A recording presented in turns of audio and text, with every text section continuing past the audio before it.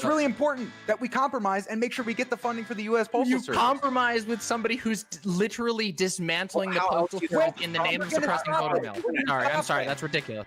Wait, no, we're compromising to stop that. Having mail-in this specific case hurts the Republican Party, and that's why Donald Trump doesn't want it, because he wants to suppress his way into victory. It's very obvious, simple logic. Can I say, I would be interested if there was private prisons that were like, hey, listen, we're trying a new method of, like, let's try this method, that method, try to innovate something. But like, it seems that they're just doing the exact same thing, but more harsh, more, like going in the wrong direction, more extreme, rather than like trying to be innovative. Hey, everybody, how's it going? It's going well, Dylan. How are you? I am doing okay. I'm doing okay. Besides somebody trying to barge their way into our show who is unscheduled. Who is that? They just did it again. I don't know who this person is, but they just keep somebody by the name of Nancy. I don't know. It's not even like a famous person. It's not even like somebody who could get away with it because they clout like that. Yeah. My mom's name is Nancy. Maybe it's her. Why is your mother harassing our show? I mean, I don't know. I'll give her a text right now and tell her. Thank you very much. The person put in parentheses after the thing, politics streamer, as if then I would let them in. It was really funny. But I mean, it's adorable. They definitely have some spunk to them. But anyway, I'm happy to have you all here. I'm glad to have the gang together for another episode of the Hippy Dippy Podcast. I'm glad to have you all here. We've got some really great topics today. There's a few that I'm really excited to see what kind of response I'm going to get. So I am going to start off with everybody introducing themselves. Then I'm going to go into the rules, and then we're going to go into the first topic. So I'm going to start with the left-hand corner, which is DemonMama. Hello, everyone. My name is DemonMama, the demon of Twitch debate. You can follow me at DemonMamaLive on Twitch. You can follow me on Twitter at YourDemonMama. I do a big variety of political content, at a lot of debates, just like this one. So if you like the spice, you can come hang out. My community is awesome. We welcome people of all walks of life and all opinions, as long as you're fucking cool. So yeah, thanks for having me on, Dylan, and looking forward to the show. Wonderful. Next is going to be Endernax. Hi, yeah, my name is Endernax, also known as that one guy who screams too much and wears a suit. Not wearing a suit today, as you can see. That's because we believe in a casual workspace here on Dylan Burns TV, Hippy Dippy Podcast. It's not as high stress as other panels. This is a very chill panel, and I appreciate being here. I'm actively wearing a top hat. Next is BeyondTheTags. I'm BeyondTheTags. I was told that there would be green crayons in payment. I enjoy those. No, I just pretty much do my nonprofit and just hang out and debate and talk and just more current events and, watch DNCs and local whatever. So just kind of chill and hopefully expand it to what I really want to do. But thanks to coronavirus, it's limited. So yeah. Your nonprofit, isn't it about veterans issues, I believe? Yeah, it's to hear their story and just kind of go out, take them out to lunch. Hence why coronavirus kind of messing it up. And just stream it and just have, people actually listen to their story. So they're not always just, assuming vets go through the, different things and this and that. And, sometimes, it can help a vet hear other people's story and know that they're not alone and hopefully use, I say, Twitch's stupid money that all these big people get and actually put it towards something productive and actually useful towards people. So. Wonderful. That sounds like an amazing cause. Next we're gonna go to Doctor. I'm just gonna say Doctor to play it safe this time. I remember I got it, but now it's been so long that I've already lost it. So I'm just gonna call you Doctor. How you doing, my guy? Hey everyone, I'm DrHeemedOut, Dylan. Yeah, I've heard you say so many different renditions of it, but it's all good, man. You can get away with it. I'm DrHeemedOut. I'm a biomedical physics PhD candidate, and I also like to talk about politics and smoke weed on stream, hang out with chat, bullshit, talk about life, whatever. I've had a pretty interesting life. I'm an immigrant from Iran, and I live in Canada. And yeah, that's it. Wonderful. Next, we're going to go on to Pixie.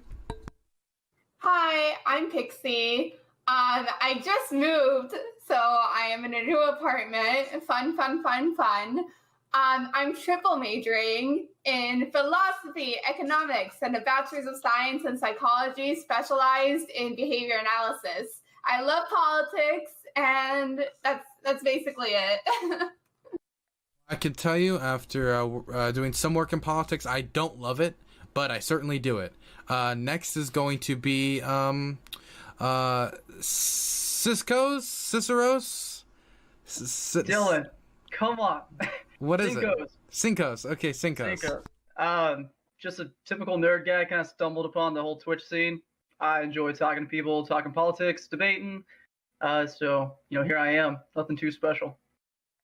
You'll always be special in my eyes. Don't worry. Well, I appreciate that. Wonderful. Next is going to be RedGreyBlue. What's going on, guys? My name is RedGreyBlue. I stream politics, and sometimes I stream the occasional social issue, and occasionally the topic of in tech and business. I do not have any form of education in politics, so I am the uneducated, filthy centrist over here.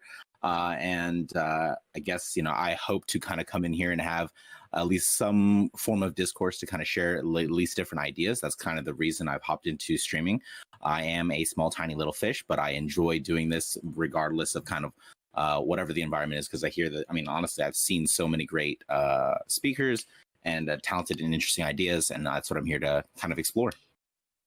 Wonderful. And finally, one of our later entries, after we found out Peter Coffin would not be accompanying us today, is going to be Dario.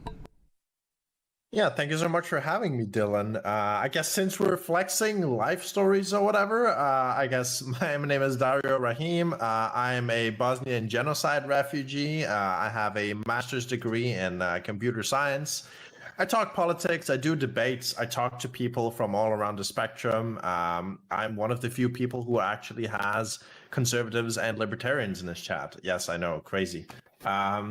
I see myself as a libertarian socialist, or a libertarian leftist, however you may describe that. Some people call me an anarchist. I guess I do subscribe to that kind of thought as well. And yeah, thank you so much for having me. Hope we're gonna have an interesting conversation tonight. Wonderful. So you're one of the bigger Bernie or Buster streamers, right? Yes, I do bust a lot. Wonderful, wonderful. Okay, now we're going to go into the first topic right after I go over the rules. Try your best not to talk over other people. If you do it excessively, you will be muted. If I am talking at any point, everyone is to get quiet. I don't care if you think you're about to make the most bombastic point ever that's going to blow everybody away and make them all mega communists or Donald Trump voters. I don't care. Whatever it's going to be, you gotta stop talking. I might direct the conversation around the room if I think that I need to, and that means maybe if you kind of raise your hand and signal to me that you want to speak, I'll try to do my best to make sure the conversation moves over to you. Do not at other people in the conversation in chat. So I don't want to see Endernax adding Pixie spamming the ooh emote or something, okay? I don't want a DemonMama to at RedGreyBlue and say your economics is cringe, okay? I don't want to see any of that in chat. None of that whatsoever, okay? You can respond to people in chat who are viewers if you want to, but please don't do that. You're already going to be heated enough. Don't need to get any more heated. Besides that, I think that's the majority of the rules, except of course abide by everything TOS. I'd like to keep the podcast going and not get it kind of off the airs. I would really prefer to keep it. So we're going to go into the first topic, which is, should churches remain tax exempt? For everybody, you're going to be getting a 1-minute intro period where nobody else is allowed to interrupt you. I don't care if they just said the most crazy out there point, or even if they invoked your name, you will have a time to respond and make a point as well. So I'm going to start off in the bottom corner, the bottom right corner, which would be RedGreyBlue. Hello. Okay, yeah. So I'd say that my stance on the taxation exemption for the church honestly should just kind of be boiled down into a similar tax code for the non-exempt charities, simply because a lot of the organizations do kind of, ideally some charitable efforts and trying to improve the community. And arguably some would say that, the spiritual efforts that they're trying to promote, whether you believe in the religion or not, is healthy for society, because some people believe that religion helps bind a community together. So I would kind of view the church as, it should be treated similarly to nonprofits. And so if they say that we don't want it just because it's religious, that's fine. Honestly, they function as nonprofits to me. So just give them the same tax code and go from there. And a lot of people would say, well, what about the mega churches? Quite honestly, there are mega foundations that receive the same kind of tax benefits. So that's kind of the way I see it and think that it can be addressed. Okay, next is going to be Dario. I don't know. It feels sort of weird to me that like huge mega churches can racket like so much money and then be completely tax exempt. I don't necessarily think a religion is like a public good. Like I'm not anti-faith or anti-belief. I think everybody should be able to have sort of their own faith or beliefs or whatever, but I don't think it should be subsidized by the state. I don't think the state should help organize religion in any kind of way, be it Christianity, be it Islam, whatever. I just don't think that's like something the state should engage in, right? I think the state should be separated from religion in all sort of aspects that it possibly can. And yeah, while I do recognize there are good things that can come from personal people having faith or seeking refuge in that, I don't think that it should be organized, and I don't think the state should pay for it. Yeah. Okay, next is going to be Pixie. So basically, I believe in like the separation of church and state, and the whole reason, like the history behind why churches are tax exempt is because the house has like the power of the purse, and theoretically, if they really wanted to like discriminate, they could do that by taxing the church very highly. So what's the repercussion of that? It's like, okay, well, theoretically speaking, you can have a very, I guess, like biased or bigoted, let's say, Congress in place that decides to only tax let's say like Muslim mosques really highly, and then effectively making it very hard to like open up a mosque properly. However, I will say this, like I am okay with tax exempt status unless if the church starts interfering with the state. So what does that mean? I say like, oh, if you see churches donating to a political candidate or trying to get involved with like state affairs, that's when it's like, okay, no longer is there really a separation of church and state because the church is entering into the state. So I believe that if a church does that, they should lose their tax exempt status. Okay, next is going to be, okay. You know what? I'm gonna give myself time to think, and I'm just gonna throw it to DemonMama next. All right. My position on this, I'm probably the most critical. I think I'm probably the most critical of organized religion on this panel tonight. I grew up in a cult that ended up spinning into a mega church. It was a very interesting experience. I believe very strongly that churches alone should not be tax exempt, especially churches that go for sort of mass attendance and build major facilities. I mean, I had the church that I attended, for example, ended up building their own radio tower. They regularly, like, their traffic was so intense in a downtown area that like they unironically contributed to the wear and tear of the roads just with their service attendance. So these are the sorts of things that that I think churches need to be, held responsible to. They're a part of society just like anything else. They use the societal benefits just like anyone else. I do think that there's room for specific religious subgroups that are designed for a charitable purpose to be tax exempt. But I do think there needs to be some scrutiny because endorsing on a public level or granting special privilege to a group that has religious views because of that can be a problem if they're not actually giving their services to the entire public. So that's basically my position. I think churches need to be responsible for the services they use, and so they shouldn't be tax exempt. Okay, next is going to be ssscincos. Scincos. Oh, I thought I sat here and I said it like 20 times over too. Scincos. Okay. We're gonna work on this, Dylan. For the most part, I agree with most everyone, including Pixie. I'm all for the separation of church and state for the most part, and I don't like the idea of the government being able to, possibly favor one religion over the other. So I like the tax exempt status for that. And I mean, plus, when it comes to churches, they do a lot of things, actually for the community besides just provide, a spiritual aspect. They do a lot of things, soup kitchens, giving shelter in some cases. I mean, they do a lot of different things. My church back home, kids were literally going home and not eating on weekends, like that we found out. And so we were buying backpacks and filling them full of food and sending kids that are, living in poverty, don't have food at home for the weekends, doing things like that. I think that does help out the community a lot. A big thing in the studies that I was finding, looking up, preparing for this is, most people are really against the individual pastors that are, multimillionaires for what they do in their church, which, I mean, I guess there's some examples of them not paying property taxes, things like that, which we can have a conversation. I believe if you're buying a $1 million mansion, I don't have a problem with you paying property taxes, whether you're a pastor or not. But as for the church itself, I'm for tax exempt status. Okay. DrHeemedOut. Take a bow. Okay. So my view on this is like, I think the more interesting discussion is to, first of all, come to a consensus on like how we can define something as a religious organization. It's very vague right now, and that leaves it open for all kinds of abuse. I'm okay with having, if there's an honest,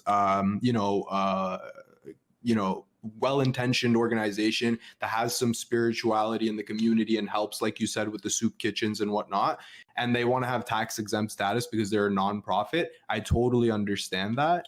But I would expect them to be audited as often as regular non-for-profits are audited. I think when I was looking up some stuff before we got started, in 2014, only one church in the United States was audited by the IRS to see if they still apply for tax exempt status.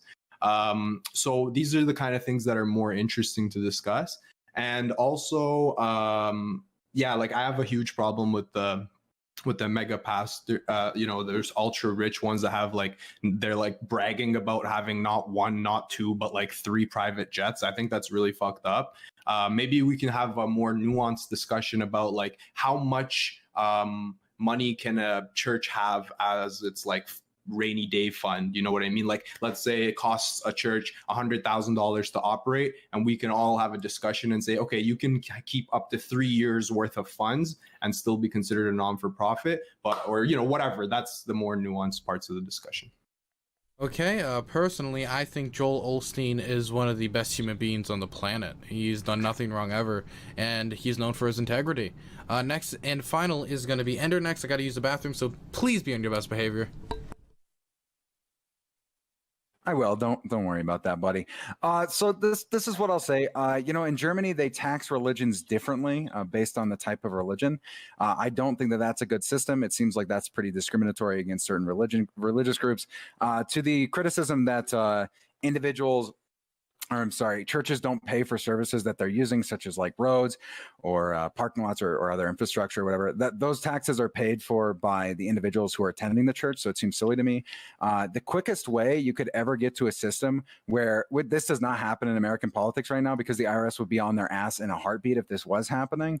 But basically, if you did tax churches, you know how easy it would be to literally just say after church or mass or whatever, just be like, hey guys, and now everyone in the church, as part of our Sunday service, we're going to go get Joe Schmo elected, because Joe Schmo is a servant of God. He's a member of our church. I mean, that kind of already happens tertiarily, but they're not allowed to mention it or bring it up at church.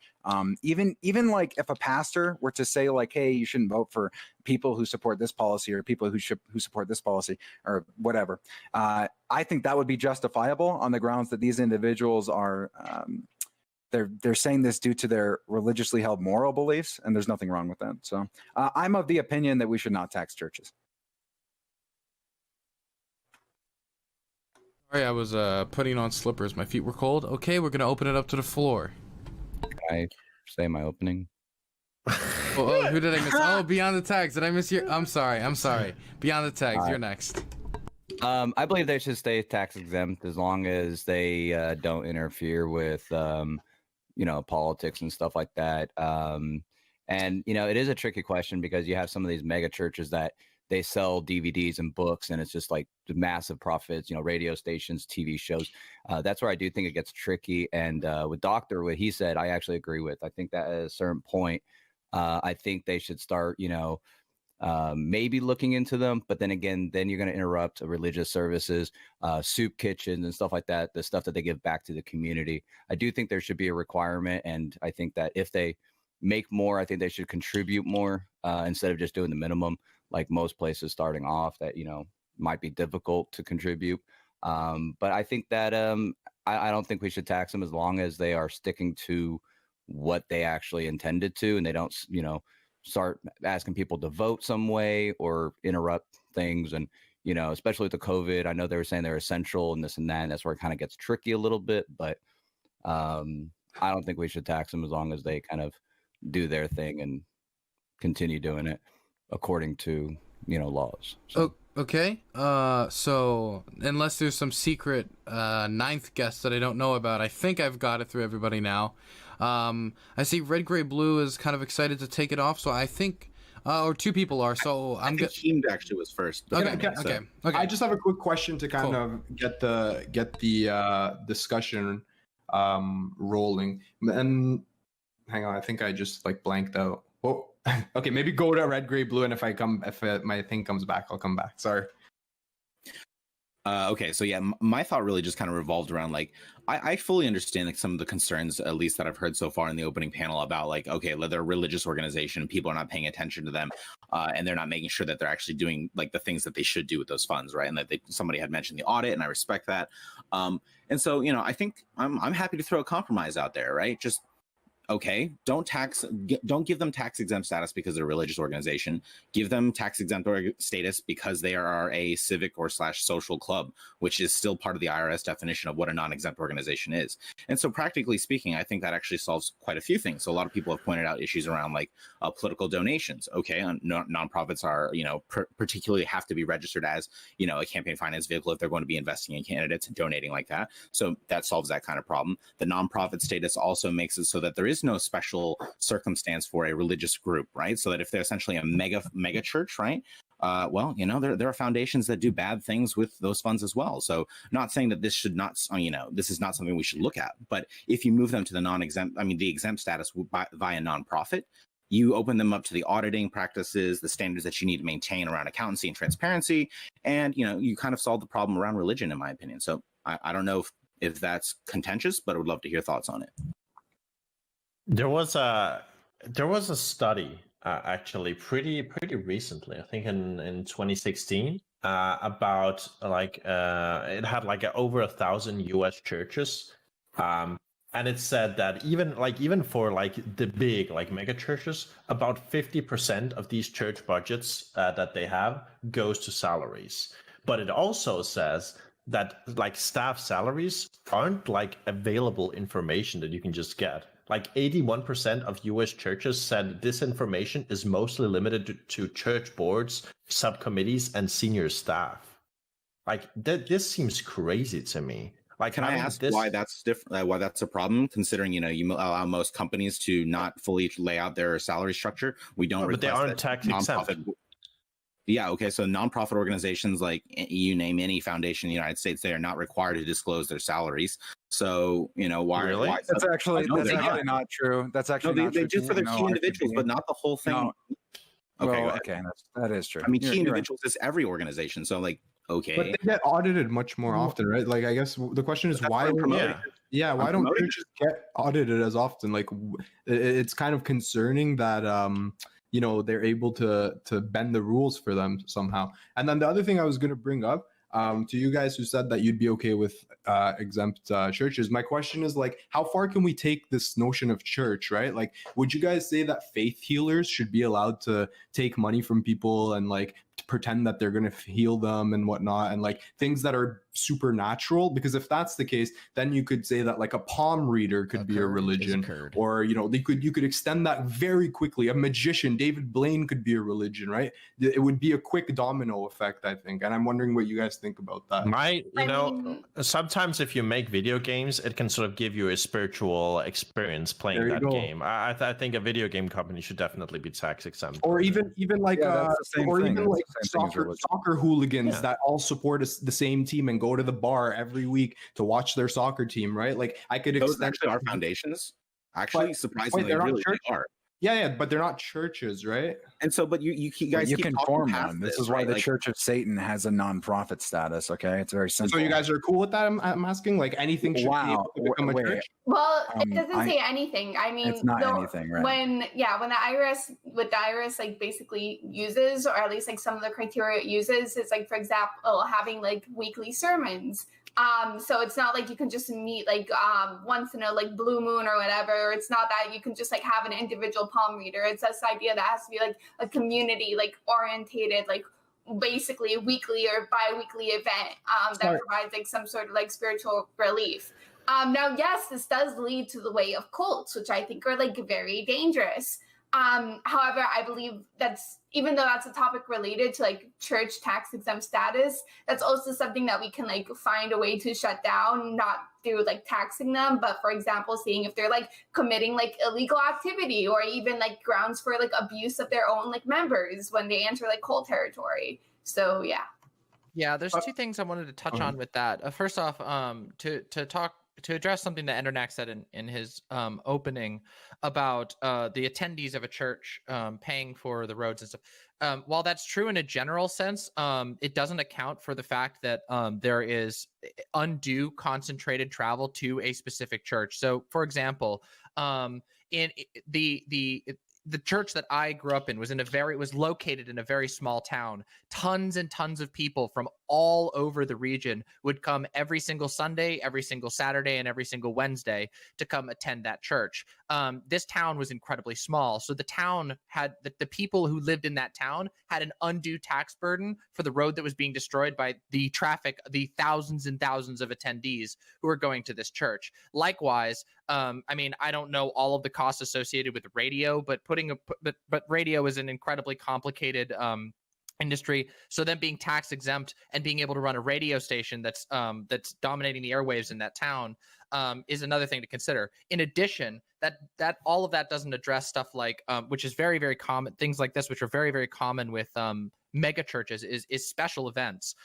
Christmas events, like Easter events tend to be massive. And for example, again, in the church that I attended, they would do events where they would like fill up pools and they would have like incredible energy usage. So being able to avoid paying taxes while having this much of a cost on like public infrastructure is pretty major.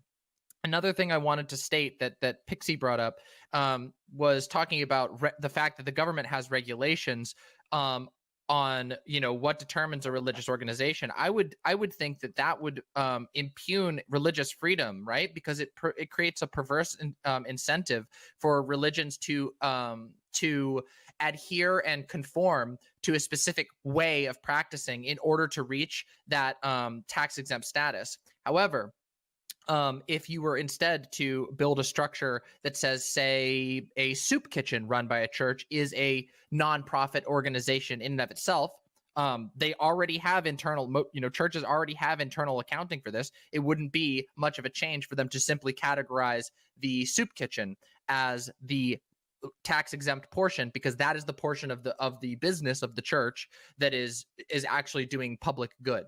And I would assume that would not only have the benefit of not allowing churches to abuse loopholes, but would also have the added benefit of not forcing religious groups to feel the pressure to conform to some government mandated form of practice. Can I respond? Can I respond to 2 points? Endernax, yeah. Just really, yeah. Hey, so to your first point about the tax exempt status and like use of infrastructure and taxation and whatnot. I mean, your logic would basically entail that every single nonprofit that has any type of large events whatsoever would ultimately have to pay extra in taxes in order to use said key infrastructure. That's part of being tax exempt. Also, the only other thing I want to address is this idea that churches' only public good is when they do charity works like soup kitchens, etc. That's not the primary purpose of a religious organization. It's to provide a sense of community. It's to help with mental health, spirituality, etc. I mean, the idea that you're gonna like Only the soup kitchen is worthy of tax exemption is laughable. But I mean, my stream provides a sense of community, right? Does that make it tax? Yeah, there's a to address what you're saying, that no nonprofits shouldn't have to have any sort of special thing for a single large event, but we're talking a weekly massive influx of people in addition to enormous events in the case of some of these mega churches that have sometimes very disruptive effects on the town. I mean, a good compromise that I read about is this idea that if there is like a mega church entity, then perhaps like we can start taxing after like a certain amount of, I don't know if revenue is the right word, after a certain amount of like money gained. So for example, this way, like we won't be punishing like smaller churches, or we won't be like punishing really any church unless if they're making like multi-mega millions. So this is just like a random number. But for example, a church making over $20 million is like loses their tax exempt status. So I think that's like a pretty good like compromise in a way, because again, you're not damaging smaller churches, and you're curbing this idea of like people basically using this, I don't want to say as like money laundering, but kind of as a way to just like make a bunch of money by scamming other people, more or less. I think it's just important to recognize like how ridiculous like some of this like tax exemption is, right? Like fucking the TV show like YouTube host like John Oliver like literally did a show about this where he made like his own religion to show how easy it was. Do you remember what it was called? Yeah, Our Lady of Perpetual Exemption. Right, to show like how easy it was to get tax. Fucking the Church of Scientology like got tax exemption. Like if you're a gamer, like here's a gamer example. It isn't in the U.S., but like Athene Live, like the fucking streamer or whatever. Like he literally created his own religion so he could get like all kinds of tax benefits, like where he lived in terms of like for his house and stuff. I mean, it's ridiculous. Like, and it isn't only in the U.S. I mean, it's all over. Hey, we keep pointing out these like mega churches as if it's the standard, and to be frank, right, like there's all these nonprofit organizations that are going through the same situation, and actually, you know, churches give 31% of all charitable giving in the United States, and this is something my chat pulled up. So like, you know, when you're coming to the I guess the criticism and say, oh, you know, anybody can make it a religion, fine, but also anybody can make a nonprofit organization. Yet I don't see anybody like saying, oh, it's the church issue here, right? That's so kind of lying with statistics, isn't it? When you say that charitable giving is 31% when all donations to a church are categorized as charitable giving. That's like putting your finger on the scale. I said all charitable giving in the United States is made up 31% from churches. Yeah. Oh, okay. So, okay. I mean, perhaps. I don't know. I'd like to see that stat, but yeah.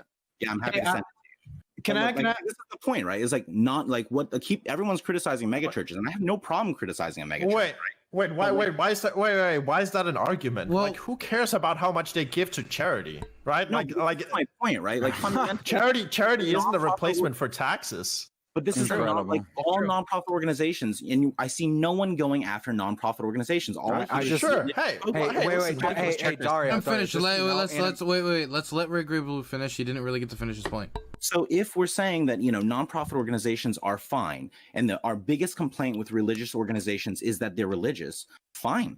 That's what I said. Let's take away the tax exemption for religious status and give them nonprofit status, because they will qualify for it under the terms that we have existing in the IRS tax code today. So everything that we're saying is fine. Like, you know, criticize the religious groups. That's fine. No problem. It's easy to make a church. Fine. But you keep going past, and I mean you, the general you, and I'm not meaning you, Dario. It's just specifically, we're going past this notion that this is actually a civic organization with a religious theme. They have, if someone wants to go start believing in a toaster, like you said, they can make an nonprofit organization and say, we believe in the almighty toaster, and then they go off and make a civic organization, and I hear no criticism of that. RGB, I think the reason that we keep bringing up the mega churches is to highlight the flaws within this tax exemption. You pick an extreme example to demonstrate your proof? Yeah. So what I'm saying is, it's not as though these mega churches somehow magically like bent more rules than the average church can bend. They're bending the same rules that the average church can bend, and because they were able to bend those rules, they became mega churches. Like they have tons of. So when we're bringing up the mega churches, we're using the mega churches to highlight highlight the problem that exists. Now, I understand what you're saying, that maybe there's like 15, 20 mega churches, but I wonder like how much of the total money are they actually, you know what I mean? Like total money that comes into churches altogether, how much of that is going to mega churches? And also one more thing I wanted to address to Endernax. Also in your earlier and Beyond the Tags, you guys both mentioned that that it's important to keep the churches out of politics, interfering with politicians and whatnot. And then Endernax, you even said like, although they kind of already do it. So my question is like, I'm so sorry, let me just finish. My question for you is like, would you guys be okay to say, let's tax them and let religious organizations lobby, because they pretty much already do, like you said? I mean, hey, if you want to bring it, let them lobby. If you want to like, if you want to make it so basically every church service is a political rally, hey, you know, that's on you. I'm actually kind of down for this. I think it would be like an insane institutional revival in the United States. You'd have churches way more involved in politics. If you think that the religious right is energized and involved now, just wait until you start taxing their churches. Every single one of those adults attending the church who is influenced by their pastor because they look up to him as a charismatic leader of faith is immediately going to follow in his footsteps when he says, let's go out to this fundraiser, let's go out and knock doors, let's go out and get involved. It's going to be an even bigger rejection. Like it's going to be an even bigger wave than the progressive wave of people being involved in politics. But hey, if you want to do that, that's fine. Already in a lot. They don't. Not even to not even to a tenth. Do. No, they don't. Wait, go look at the statistics, DemonMama. You don't know. Go look at it. It's not the same. You can't just say the statistics. What are you talking about? I can tell I'm you. talking about political and civic engagement. Churches do very much engage their yes, they do, not to the same degree as other individuals. Can I just quickly call out some falsehood that was said on stream earlier? So RedGreyBlue said that churches give like 31% of the charitable donations in the U.S. Actually, that is completely wrong. I just looked this up, and it says religious groups have received the largest share of charitable donations historically.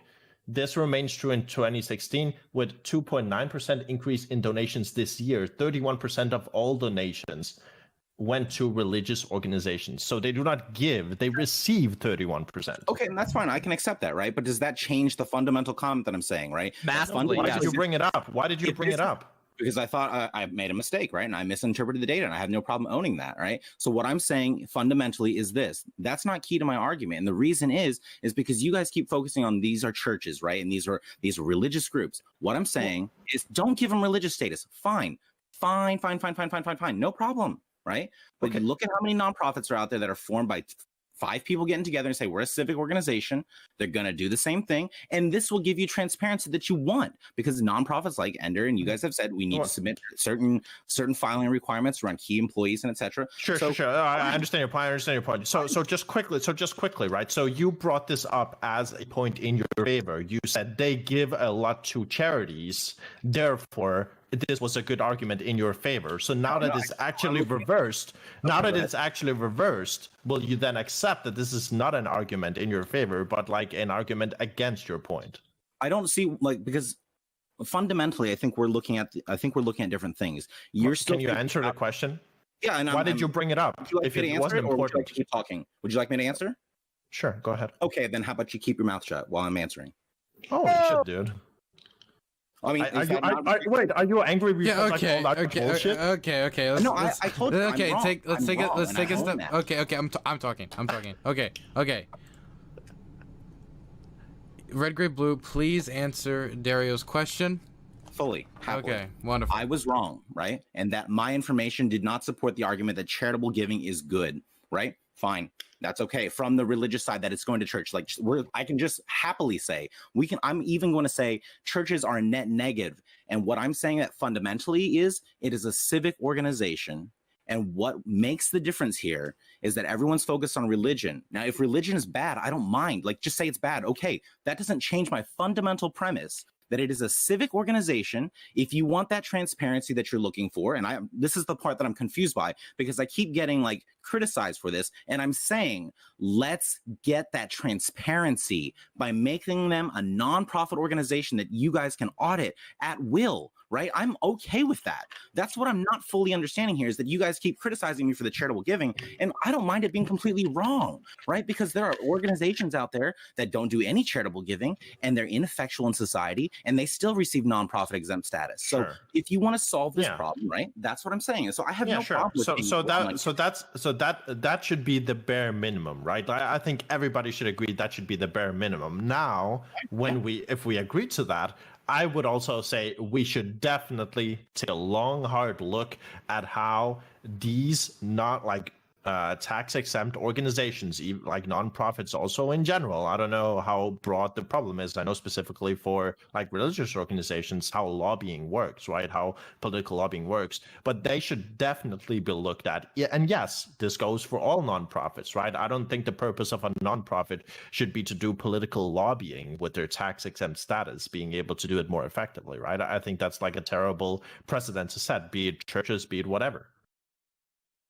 I mean, I think it's also important to recognize that, like a lot of churches, run essentially businesses. Like it's incredibly common here in America for churches to have bookstores, and coffee shops is an increasingly popular one, where they're taking advantage of their tax exempt status to essentially just do the exact same thing any other business would do, but with a huge advantage. And then they swing that advantage into increasing their influence, which is a problem. That is a systemic problem that allows churches to compete on an unfair ground with other businesses.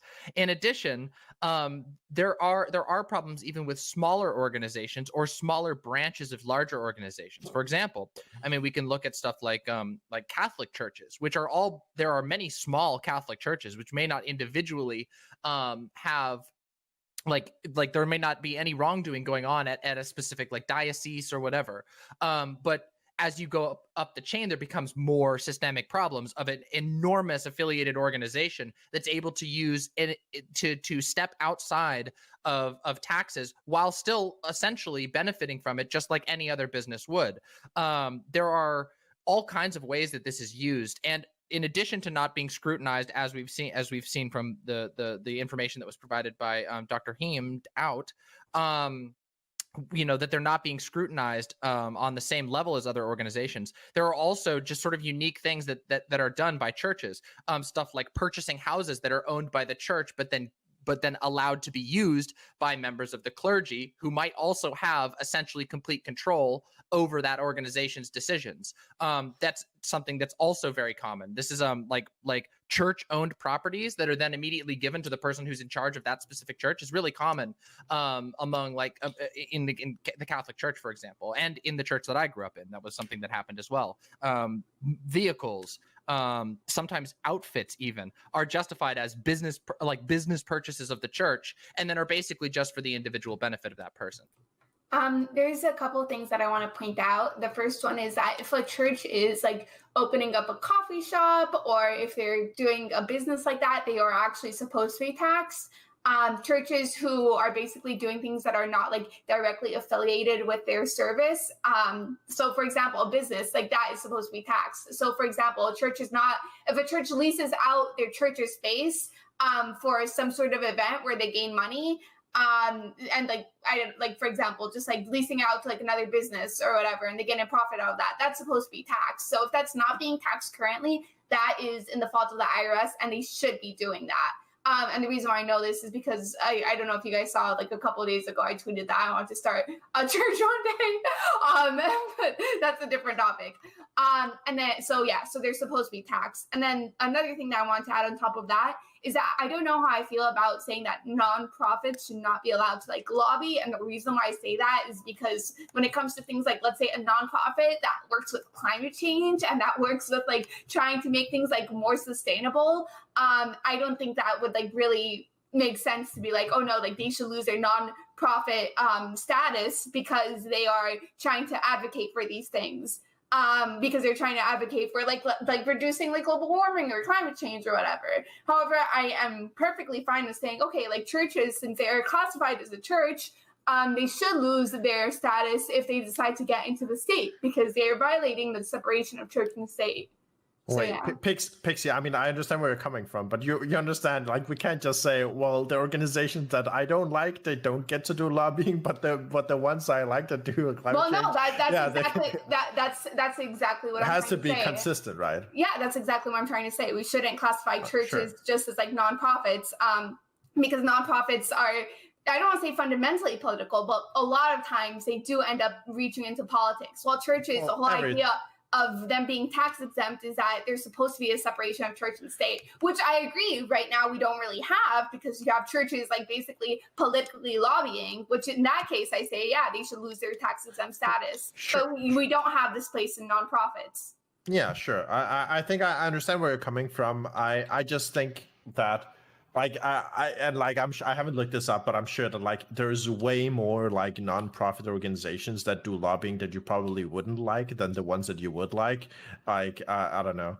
And in terms of like the exact tax issues that like churches have right now, I know like we mostly agree that they probably shouldn't like, or they probably should have like a relationship with the IRS.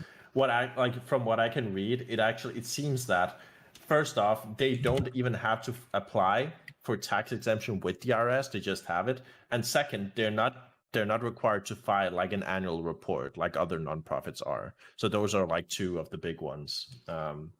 Yeah, but we can curb these issues without making them without making them like a nonprofit corporation, right? We can curb these issues by saying like, okay, like to prove that you are a church and want to gain tax exempt status, you must have like this filing in place. Or I guess like it really goes back to the IRS not being strict enough when it comes to its auditing of churches.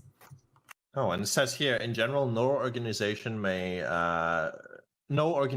qualify for Section 501 status. I guess that's exemption status if a substantial part of its activities is attempting to influence legislation commonly known as lobbying. So, like, if it happens, it's illegal, I guess. So, yeah, fund the IRS. I think that if you have a product like a coffee shop, like Pixie was saying, is that, yeah, if you're selling a product off a shelf or have something at an hourly rate, just like employees would, it should be definitely taxed, I believe, unless it's, like a fundraiser or something like that, like you're making coffee or a car wash or something like that, where the proceeds go to something. And I think that, certain aspects, like if you have a church that is 90% store and one little room for religious services, that shouldn't qualify as like, a church. It should be qualified as a store, but but don't take away all the exempts. I think that if you sell a DVD, that DVD should go into another category. Hear me now. It's for something else, so these different services, should be taxed at different rates. If you choose to expand into radio, you should pay the same thing like everyone else, because those services obviously have been are taxed to other people. Therefore, it's a meaningful tax, and people shouldn't be exempt just because of, whatever, unless it's used for religious ways. Now, one thing I do want to point out is that a lot of people are talking about, well, people believe in toasters and this and that. Well, it doesn't really work. I mean, a lot of these churches, now you could start a small little church and it might work. You might take off, but most of these churches are controlled by other churches, and all goes down, down the line of churches and popes and all that other stuff. And so, you're not going to be a mega church overnight just because you say you're a religious group. I mean, you might, but, probably not. But that's just my take. So I actually agree with that a lot. Like the sort of like that would be like a pretty good solution, I think. Sort of breaking up like the different activities and then like having transparency between like what kind of activities do that and sort of tax them appropriately, right?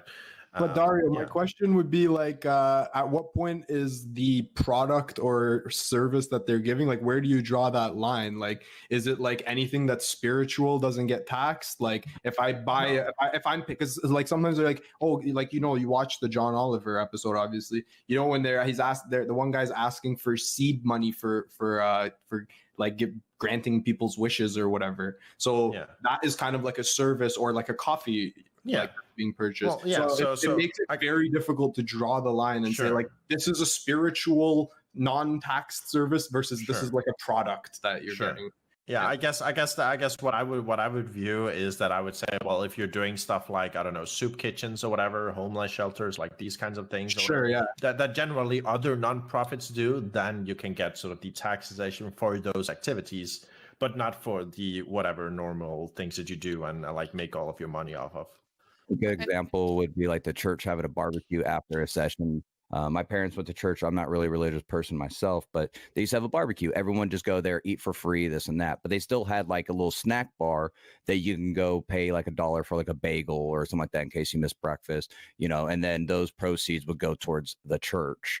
So I think that that's where the difference would be. If it's an actual community event, you know, like if everyone was, say, given a DVD for free, that would be, you know, the non-tax version of it. But if you sold it in a store and people, you know, use their credit cards, you know, that should be a taxed, you know, a separate taxed entity into the church, and you know, So- you get different aspects. So if there's like a money coming in or like a purchase being done, I guess you're saying. Yeah, like a purchase, like credit card.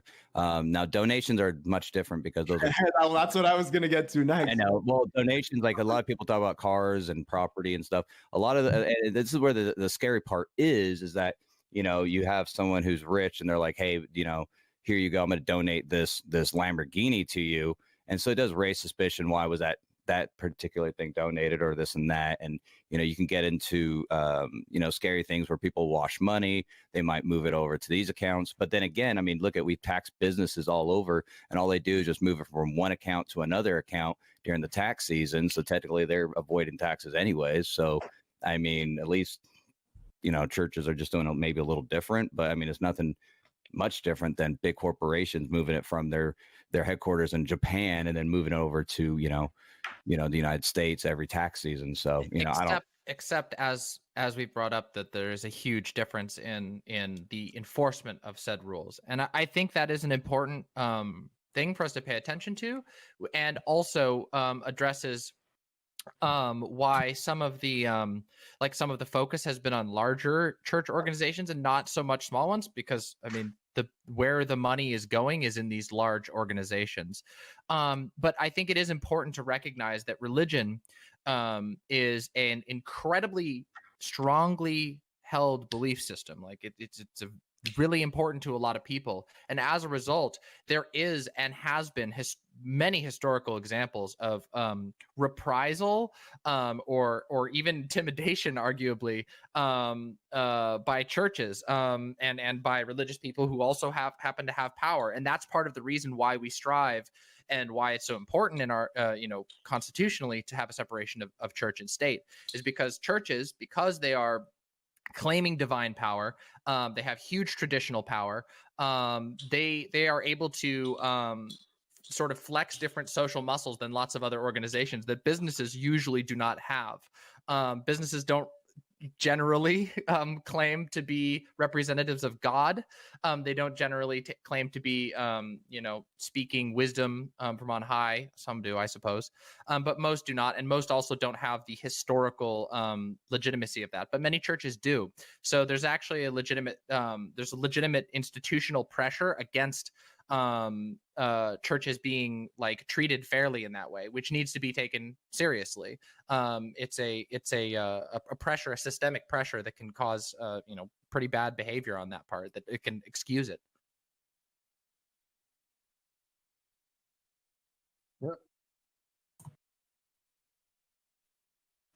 So then, is it correct for me to say then that, generally speaking, I think people want to see transparency, and I fully support that, and that we would want to see how, that they could actually kind of give back to society. And I think that transparency, if done correctly and appropriately, can allow for maybe even a clear report on where the giving is going. And I think that is actually a very, wonderful thing as well, because a lot of, nonprofit organizations do the impact report to demonstrate, how they're having a positive impact in society, supposedly. And if we did those things and we started moving towards maybe a less heavy focus on religion and a more specific focus on civic organizations and the transparency that people were talking about, would that solve people's concern? Or is it still like, because like I understand that there's the issue of mega churches and like, wow, they're using up so much resources and all these things, right? but I just want to understand, are we trying to create like a single standard for a broad thing, or are we trying to be picky and choosy and say that because now we're doing spiritual, we should probably evaluate a little bit more specifically as opposed to other organizations which may not be spiritual? Is that the focus, or am I misunderstanding this?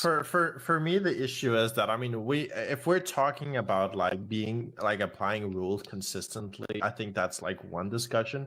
But if we're talking in like a practical sense, like what is gonna happen, like holy fuck, like even if like churches like magically tomorrow all switched over to just being like the same as the like normal NGOs or whatever, like the IRS isn't funded enough to catch half of that, right? Like there's been a ton of studies, like even recently, how insanely funded it was. Like in I believe it was like 2018, like the IRS only was able to answer 29% of the calls of like misconduct that were like reported to them. Like that's insane. Like there is so much shit going on, and like the way that these things are enforced, have no way.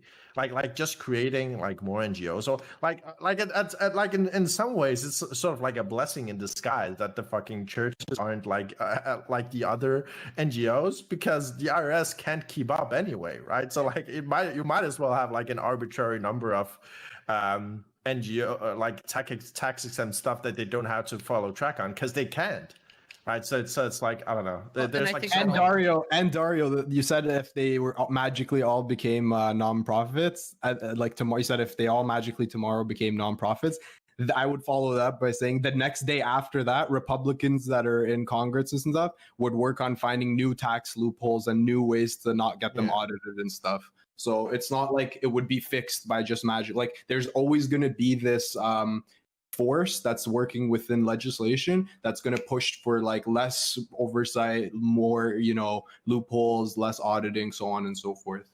I think the thing is, sorry, go ahead. I think the thing is, like I said earlier, big businesses, they found the loopholes. They'll move it from one account to the other and be like, oh, we donated it to our brother account, and then they'll send it right back after tax seasons. But also look at back in the day, the mafia used to go buy cars. They used to buy Cadillacs in cash. That's why you can't buy cars in so much cash now, is because they would wash their money that way. So say you tell a company, hey, use all your money. Well, so they start buying property, or they start asking for permission to start putting in political ads, or they start asking, to buy these vehicles and start giving them away to people or whatever. I think it does open up a dangerous kind of loopholes for that. But I do think that if anybody who respects and honors their church, I think they should do the decent thing and try to have that transparency with their community anyways, because essentially what it comes down to is the community keeping those doors open. And I think that instead of like going after the churches, I think it should be the people that should hold the churches responsible and be like, hey, yo, pastor, where'd you get that Lambo? And really have them do it, because the government technically can't impede on that because of their services, but the people can ask for those questions. And if they really cared for their people and whatnot, they should be able to answer just fine. But there is problems with that angle, which is that and this is a critique of heavily organized religion in general, which is that there is aspects of indoctrination. There is a huge amount of bias that's played upon. And specifically when we're talking about I don't want to just harp on the Catholic Church, for example, but the Catholic Church controls an amount of wealth that rivals many states. Many nations do not have as much wealth and power and influence, political influence, as something like the Catholic Church. And that's certainly the case for certain evangelical organizations here in the States as well, that these organizations are massively wealthy. They own an incredible amount of property, and they pay enormous sums to some of their leaders, who then are able to then use that sum to essentially continue to be politically involved. Some of that there's not going to be.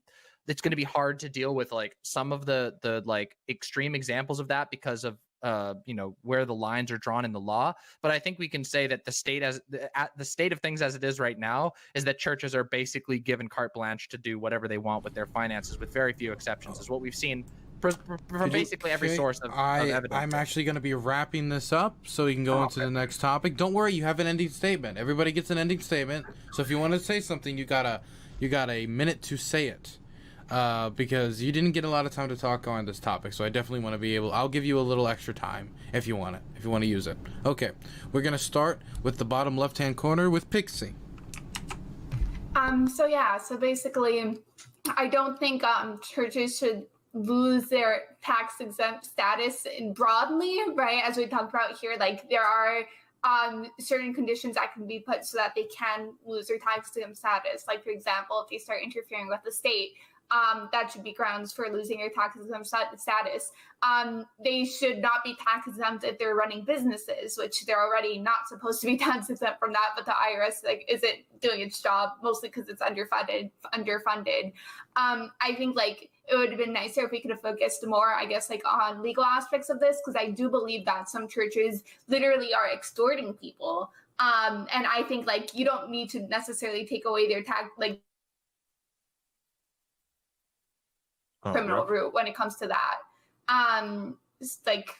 Hey, if you're basically telling people that they're going to be completely cut off, and you're pressuring them to completely go off of their savings and give everything to you, that's basically financial abuse. You shouldn't be allowed to do that. So yeah.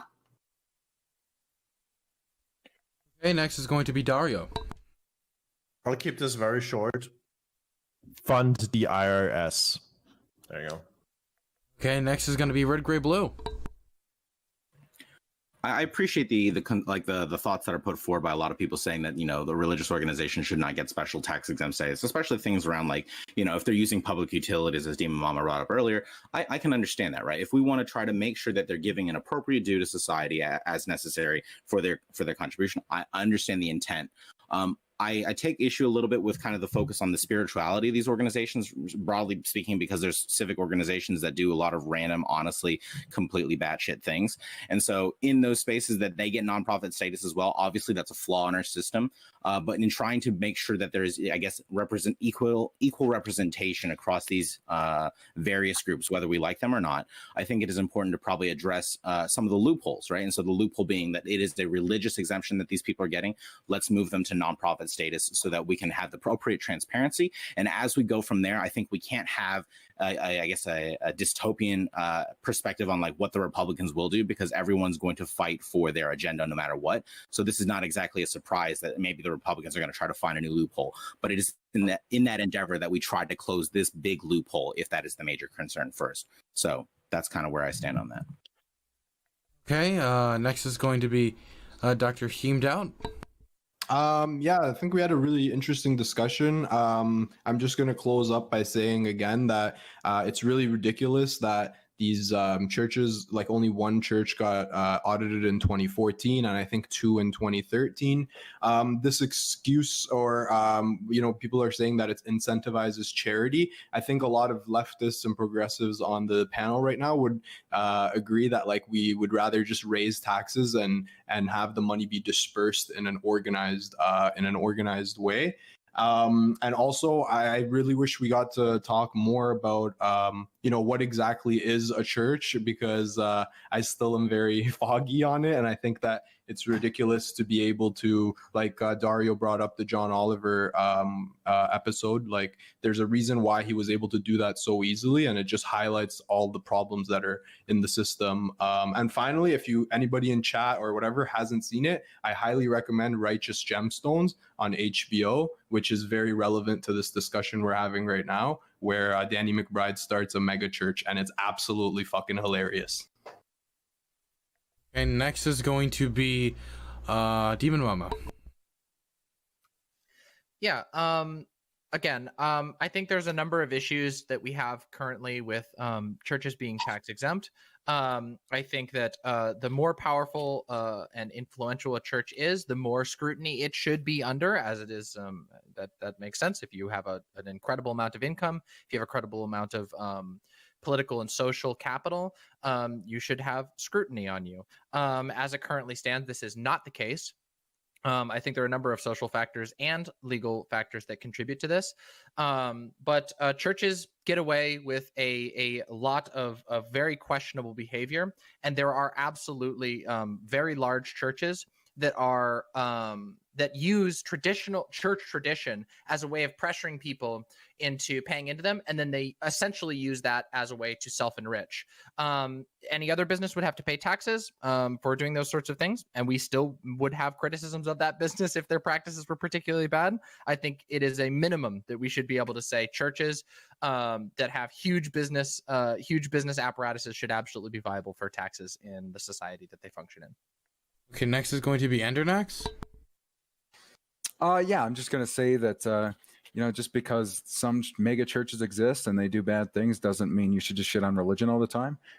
Just because certain individuals have bad experiences, that doesn't invalidate the hundreds of millions of people on this planet who rely on religion for their daily lives, for their mental well-being, for their community, for a lot of what exists in developing nations right now. If you look at the infrastructure insofar as volunteer work, as far as building infrastructure in those countries, as far as feeding individuals who need food, of clothing them, etc. A lot of these nonprofits are religious institutions, and I guess we just should tax all of them away. I don't know. I don't think we should be engaged in taxing religion. I think that as soon as the government gets involved with taxing certain religious groups, they begin to discriminate against certain ones that they don't like, and they'll prop up the ones they do like. And this is already, I mean, if you don't believe me, they're already doing it in Germany. They tax certain churches more than other churches, and that's not a road I want to go down. So that's all I'll say. Okay, ssscincos. You're so close. Ssscincos.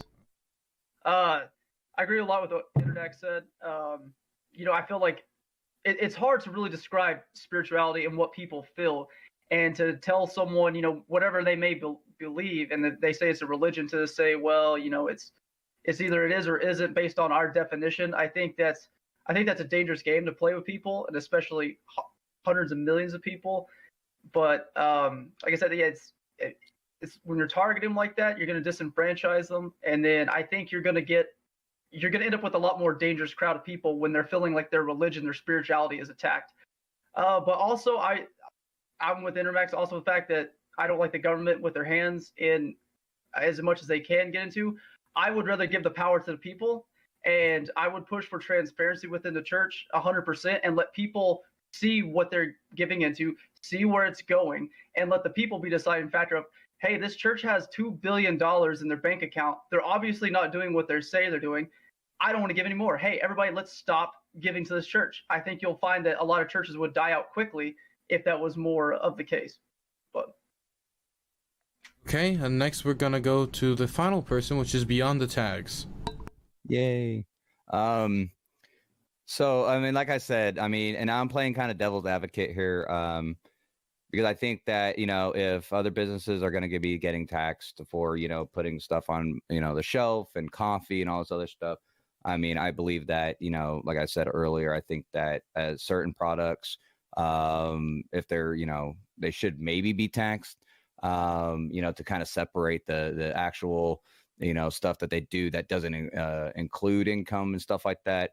That is literally out of the generosity of the church, like soup kitchens and, stuff like that. But at the same time, I think tax is theft, and the government needs to just let the people decide, and people should go after where their money's coming from and kind of go there. But I don't know. That's just me.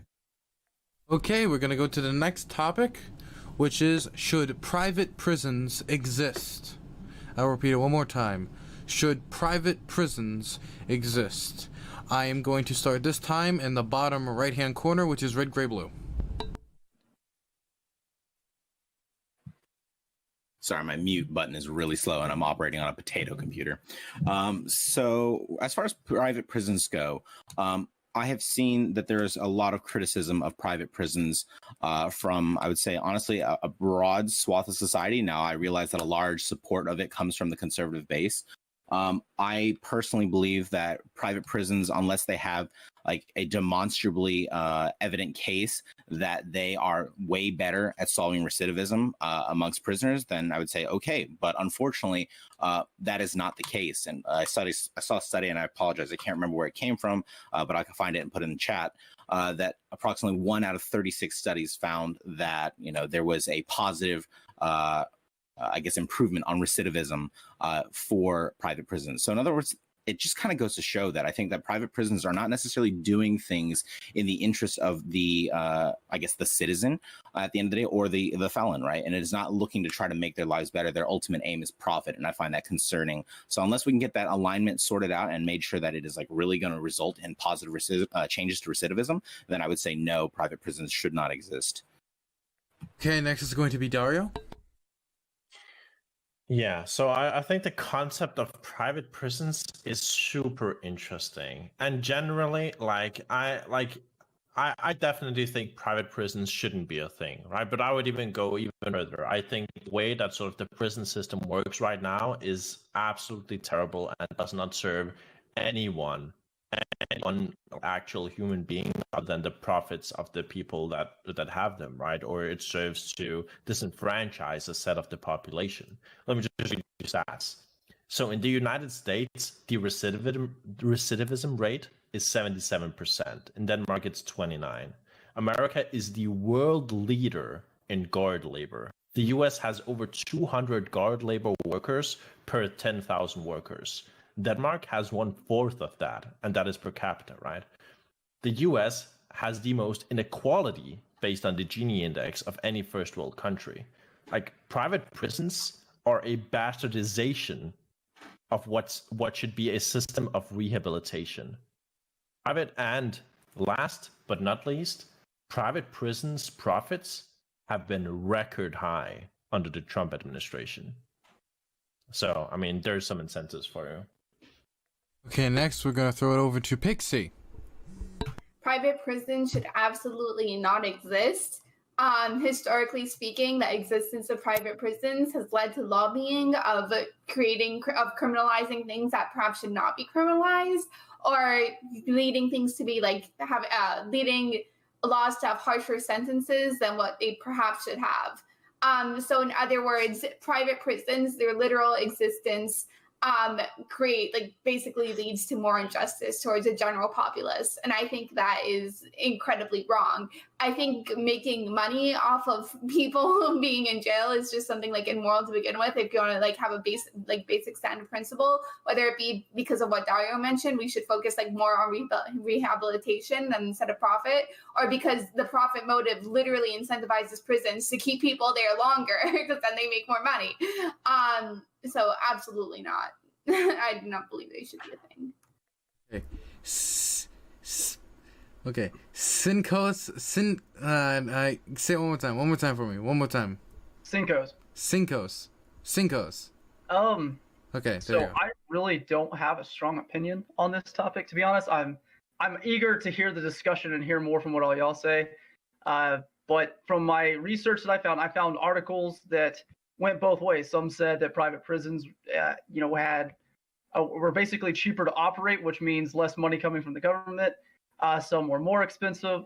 I saw it coming both ways. What I did see that was a commonality between them was there wasn't a whole lot of data research, which was mentioned in the article. So I think there could be more. I mean, right now there's only 9% of the entire prison population that's in a private prison. I will say that usually private companies, regardless of what they are, work more efficiently than the government. And I mean, that's the idea of contracting with the government. And to me, that's what it reminds me a lot of, is just it's a contract.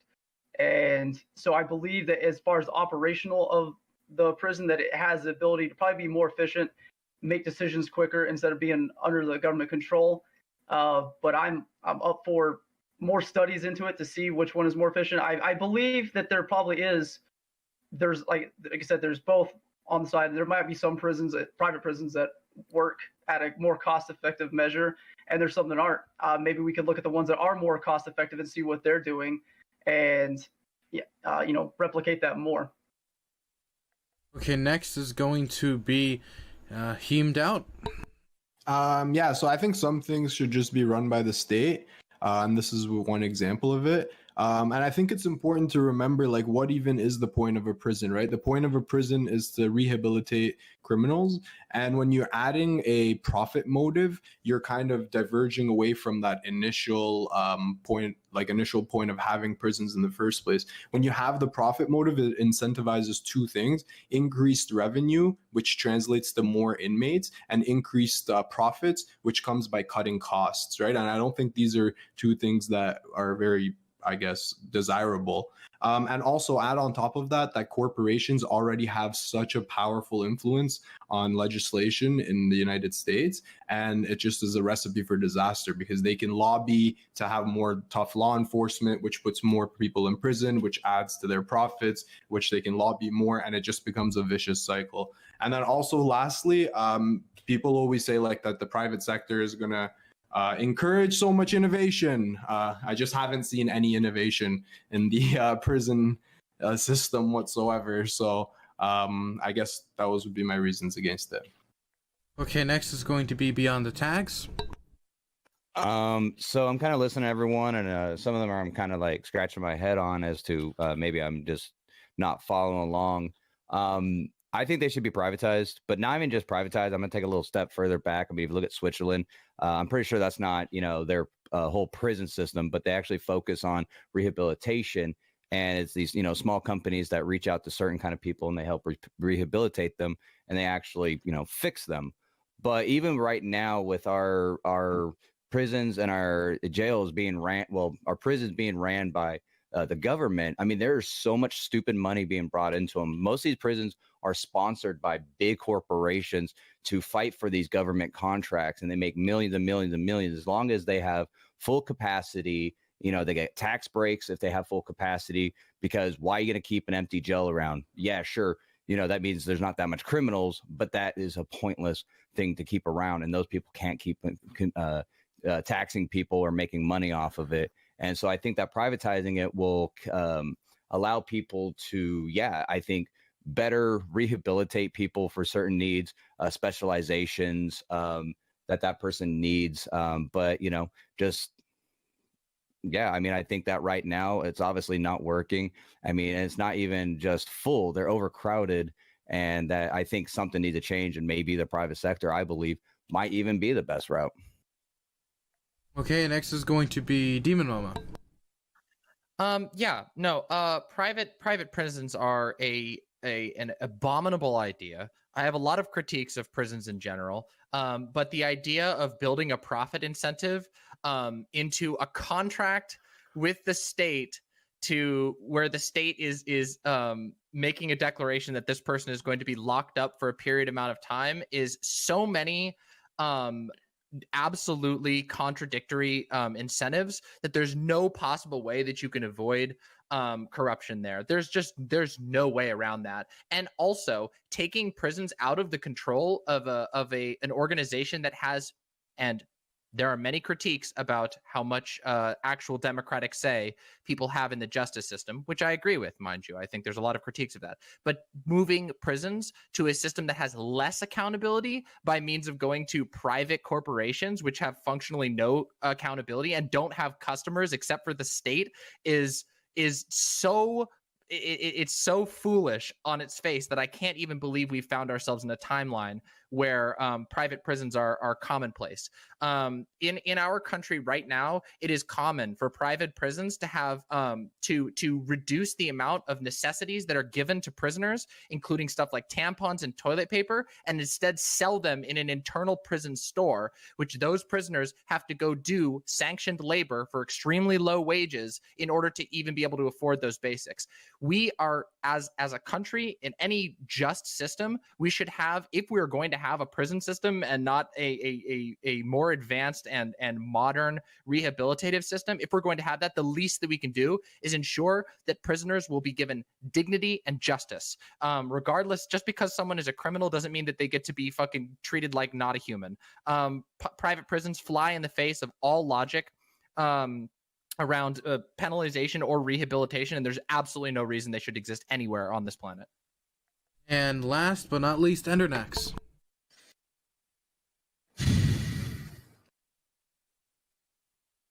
Okay, listen. if we're going to have a system in the United States that's based on punishing people, which is what we're doing right now, this is not about like amending the wrong done to society. It's not about them paying anything back, because if it was, we'd have these people go and volunteer in a community where they like in whatever community they harm, they'd go pick up trash during in the entirety of their sentence. That's not what it's about. It's about revenge. It's about punishment. It's a stupid system, and it leads to a lot of waste. Okay, we're literally ruining people's lives and causing untold human misery because we have our heads so far stuck up our ass that we need to like kill people. We feel the need as a state to kill people because of wrongs that they did against others. This is stupid. This is silly. This is a waste of human capital and human well-being, human potential even, okay? It's private prison shouldn't exist. The idea that you were ever going to get the private sector involved in punishment that the state should be dealing out in the first place, given that they were the ones who passed the fucking sentence, just atrocious, stupid. I can't even begin to imagine a framework by which I would start like look at economic benefit, because the truth is that because we're not tackling issues at the root core, things are way more expensive. Because we have a recidivism rate of 77%, we lose so much money in the economy because of it. It doesn't matter if the private prison is cheaper than the state-run prison. The problem is they both fucking suck and they both cost so much fucking money. Thank you. Okay, that's everyone now. If I'm gonna open it up to the floor, if you had a disagreement with somebody else, you're bound to do. I'm gonna throw it straight over to BeyondTheTags. I think they are probably the biggest disagree with everybody else.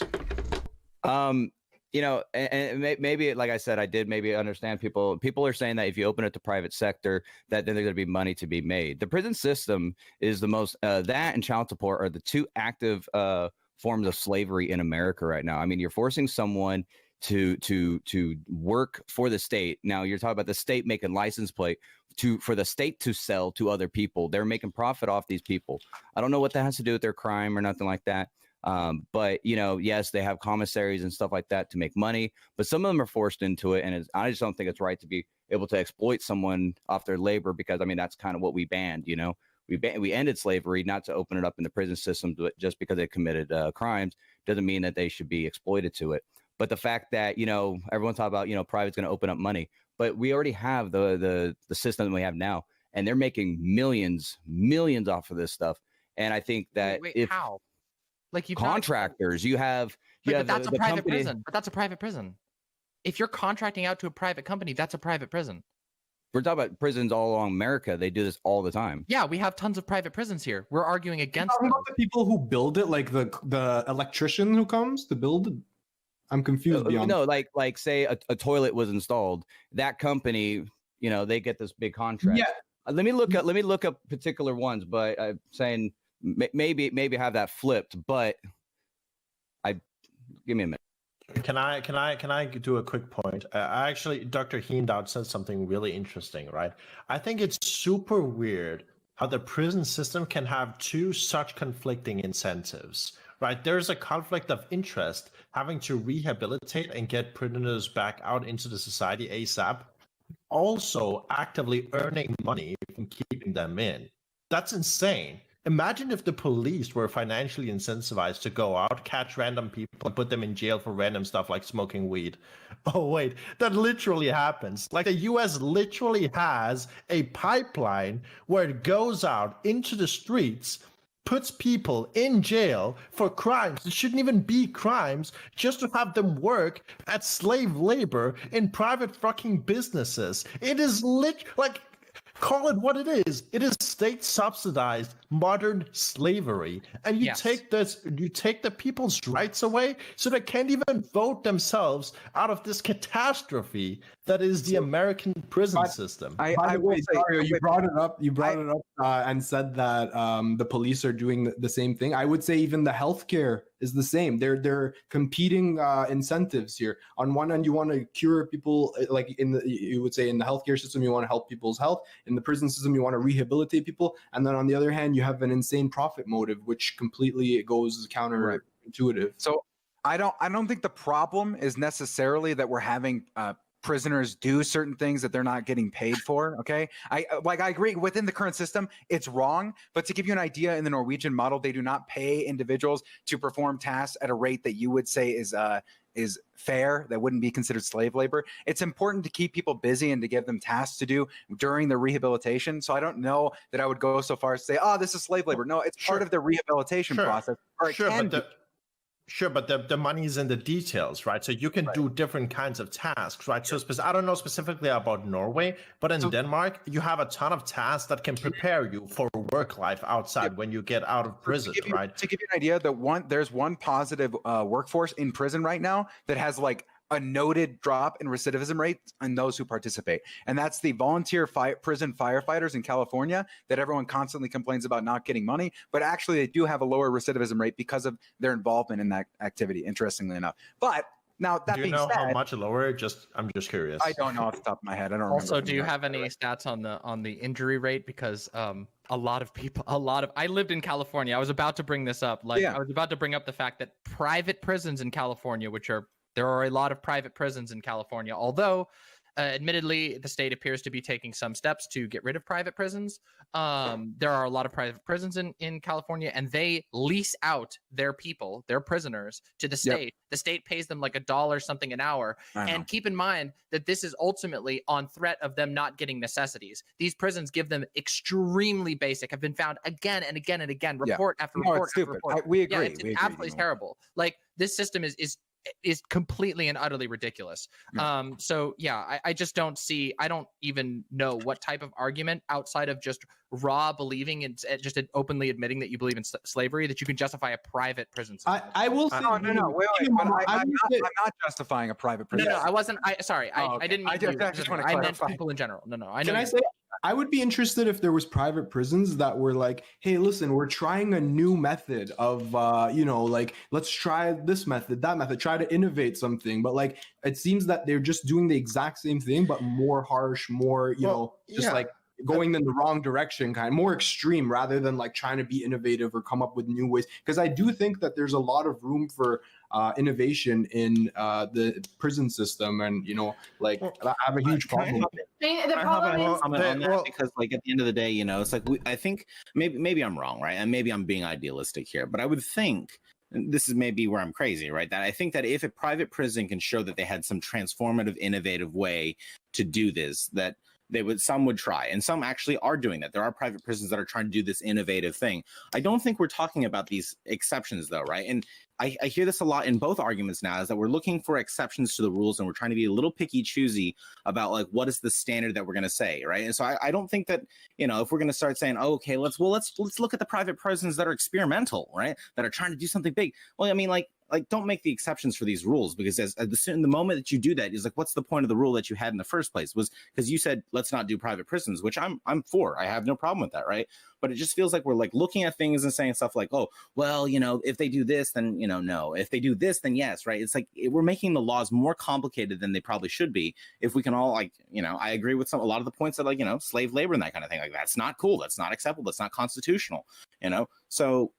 I want to say something quickly. So the problem with even innovative private prisons or anything is that ultimately, this doesn't sound very blunt, but yeah, ultimately they won't work. And the reason why I say something like that is because literally having a prison that has a for-profit motive, basing their whole ideals on rehabilitation, will lead to the own company's demise, because that means less people will go to prison, or less people will end up being I can't pronounce the fucking word, recidivism.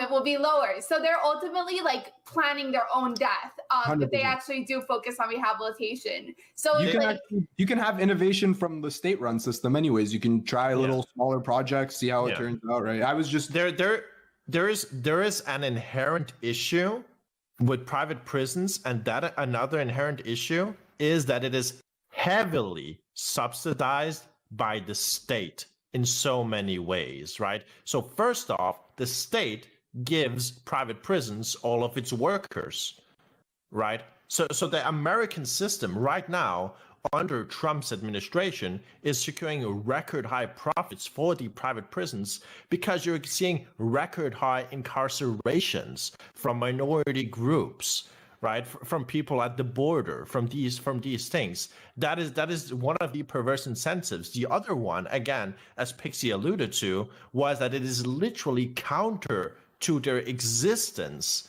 to be able to be good prison, right? It is the opposite of what they want to do if they want to make profits. There's absolutely no reason why any prison system at all should focus on anything other than rehabilitation. That's true too, because also the incentive goes that if it's a matter of government cost, then the incentive structure that's built by having state-run prisons that want to save money in the long run by preventing recidivism, by getting people ultimately out of the jails in the long run, that creates an ideal incentive. So that's just even further to your point, Dario. So real quick, I'll chime in real quick. So I have a thing called TBI. I worked all day, so I'm a little tired. Okay, so let me rephrase what I was saying because I screwed up with my words.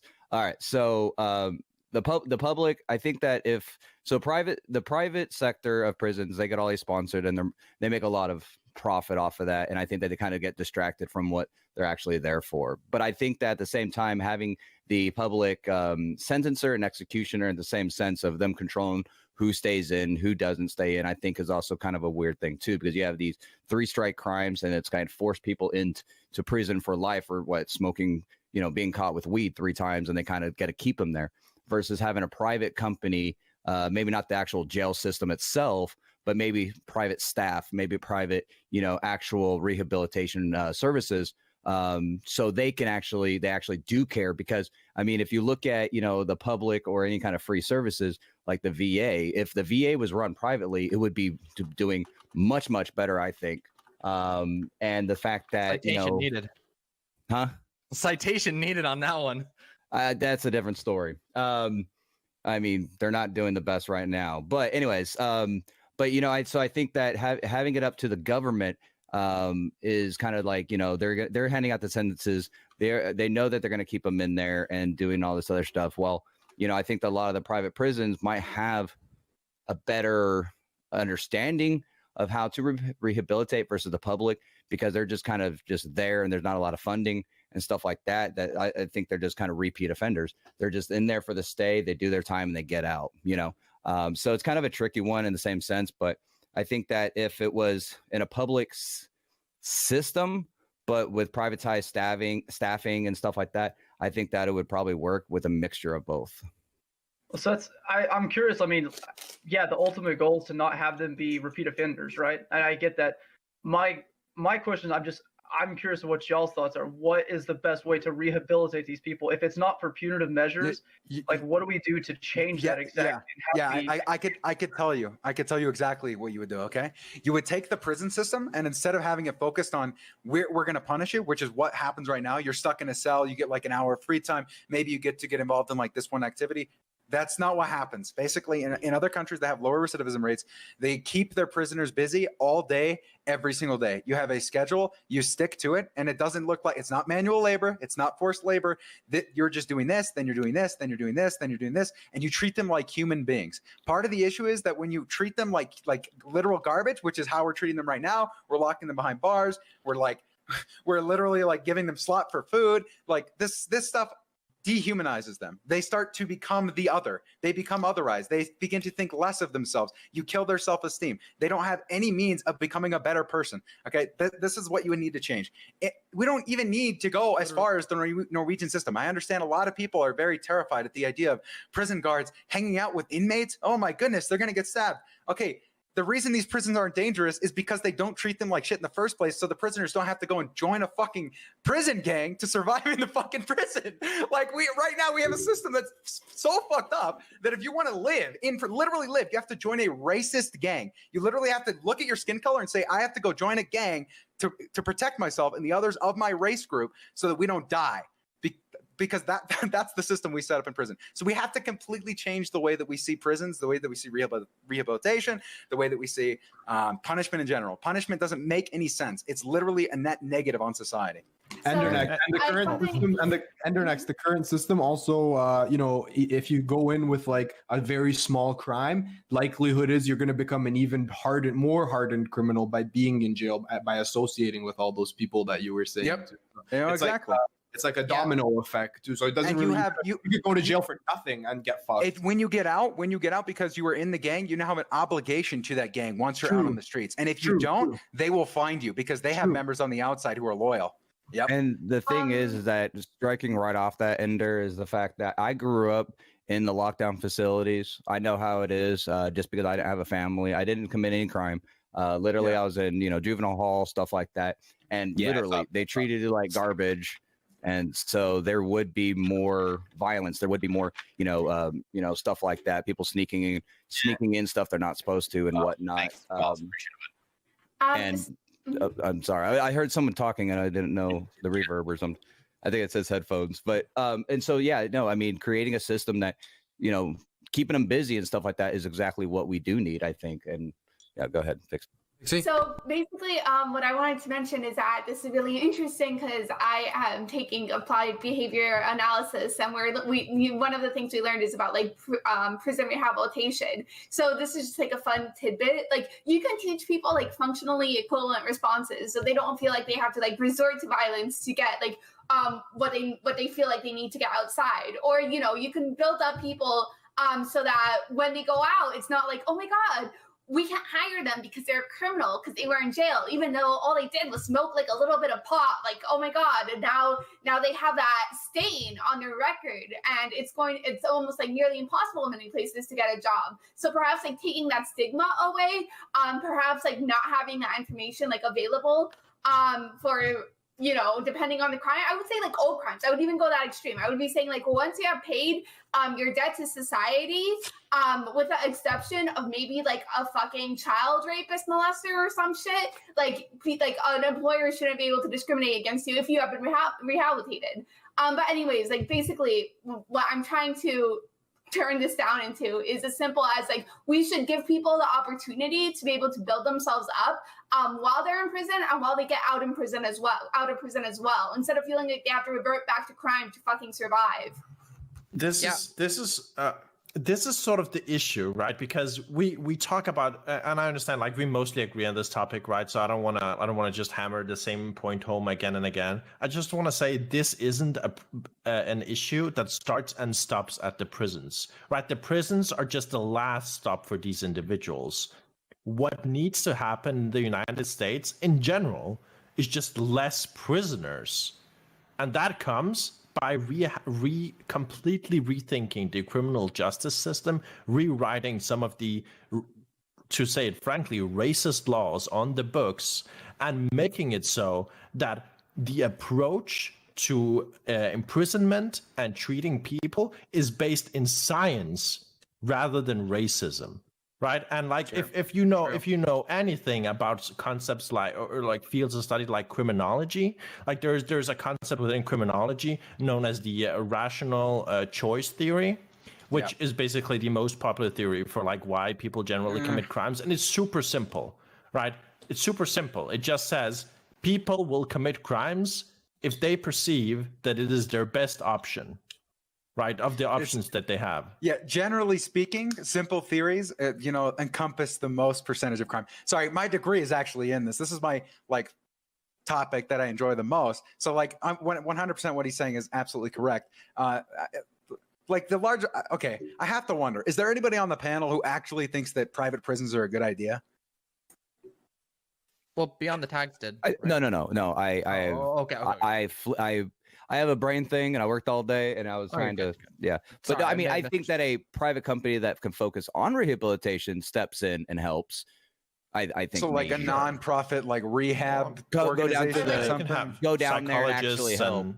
Yeah, actually go help them, because when I got out of my my lockdown, my group homes and all that, they don't help you learn how to file taxes or do any of this stuff. Actually get out there, because I think when you get out on parole, you got to check in once a month and do AA meetings. You're not kept busy. A lot of those people don't have skills because you got to think they're in prison. They're lifers. You got to think for a lot of them too. They're in and out for start at like 13 and stuff. So this is why it's funny, because we already kind of recognize this in our juvenile justice system. We focus, like, at least tertiarily, we focus more on rehabilitation with kids than we do with adults. So we'll do things like send kids to programs where they go out, they're sent out into fucking like Utah, and they go to ride horses and get taught about hard work. And like that's literally what we do with kids. But when it comes to adults, we're like, nah, fuck you. You get prison for 20 years because you like dealt drugs because of your financial circumstances. It turns out that people will turn to illegitimate marketplaces to attain wealth when no legitimate means of attaining such wealth exists.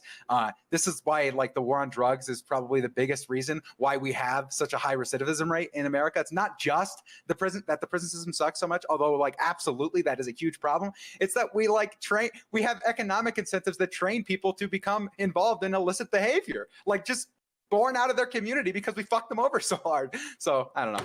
Like, yeah, in my mind, it's a very, very clear example of a place where more public involvement is needed, where we need more community health, more community mental health, a more serious addressing of the economy of severe areas that are economically impacted, and additionally follow up afterwards. Like the way the attitudes towards prisoners in this country is truly nothing short of absolute dehumanization, not just in prison but afterwards. Once you're out of prison, you're on your own for most people, and this also carries over to other areas as well. We see this same problem happening, say, to veterans who, because there is no public infrastructure for how to help people find work, for helping people deal with trauma, for helping people deal with the troubled past, which is, troubled past and trauma. These things are very common. Because those things don't exist, it impacts a lot of people. Arguably, impacts everyone.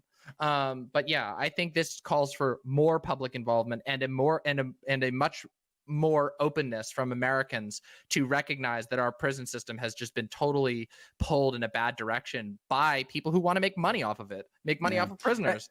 Well, part of the problem is there's a large segment of the U.S. population that truly does believe that you need to be punished. You need to be punished for what you did. How dare you do something wrong? It's just like, it's so reductionary and stupid, because what they don't understand is that they're going to spend billions, hundreds of billions, if not trillions of dollars implementing that punishment over and over and over and over again, and ruining communities and literally causing ripple effects throughout our entire society because of a petty need for revenge. The Bible anyway, sorry. Okay, I just wanted to throw it over to Beyond because it looks like he's been wanting to say something for a while.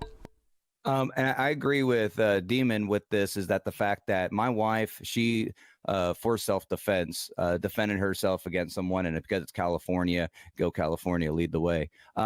She now, whenever she applied for a job, she has to say that she's technically a felon because she did like a month in jail.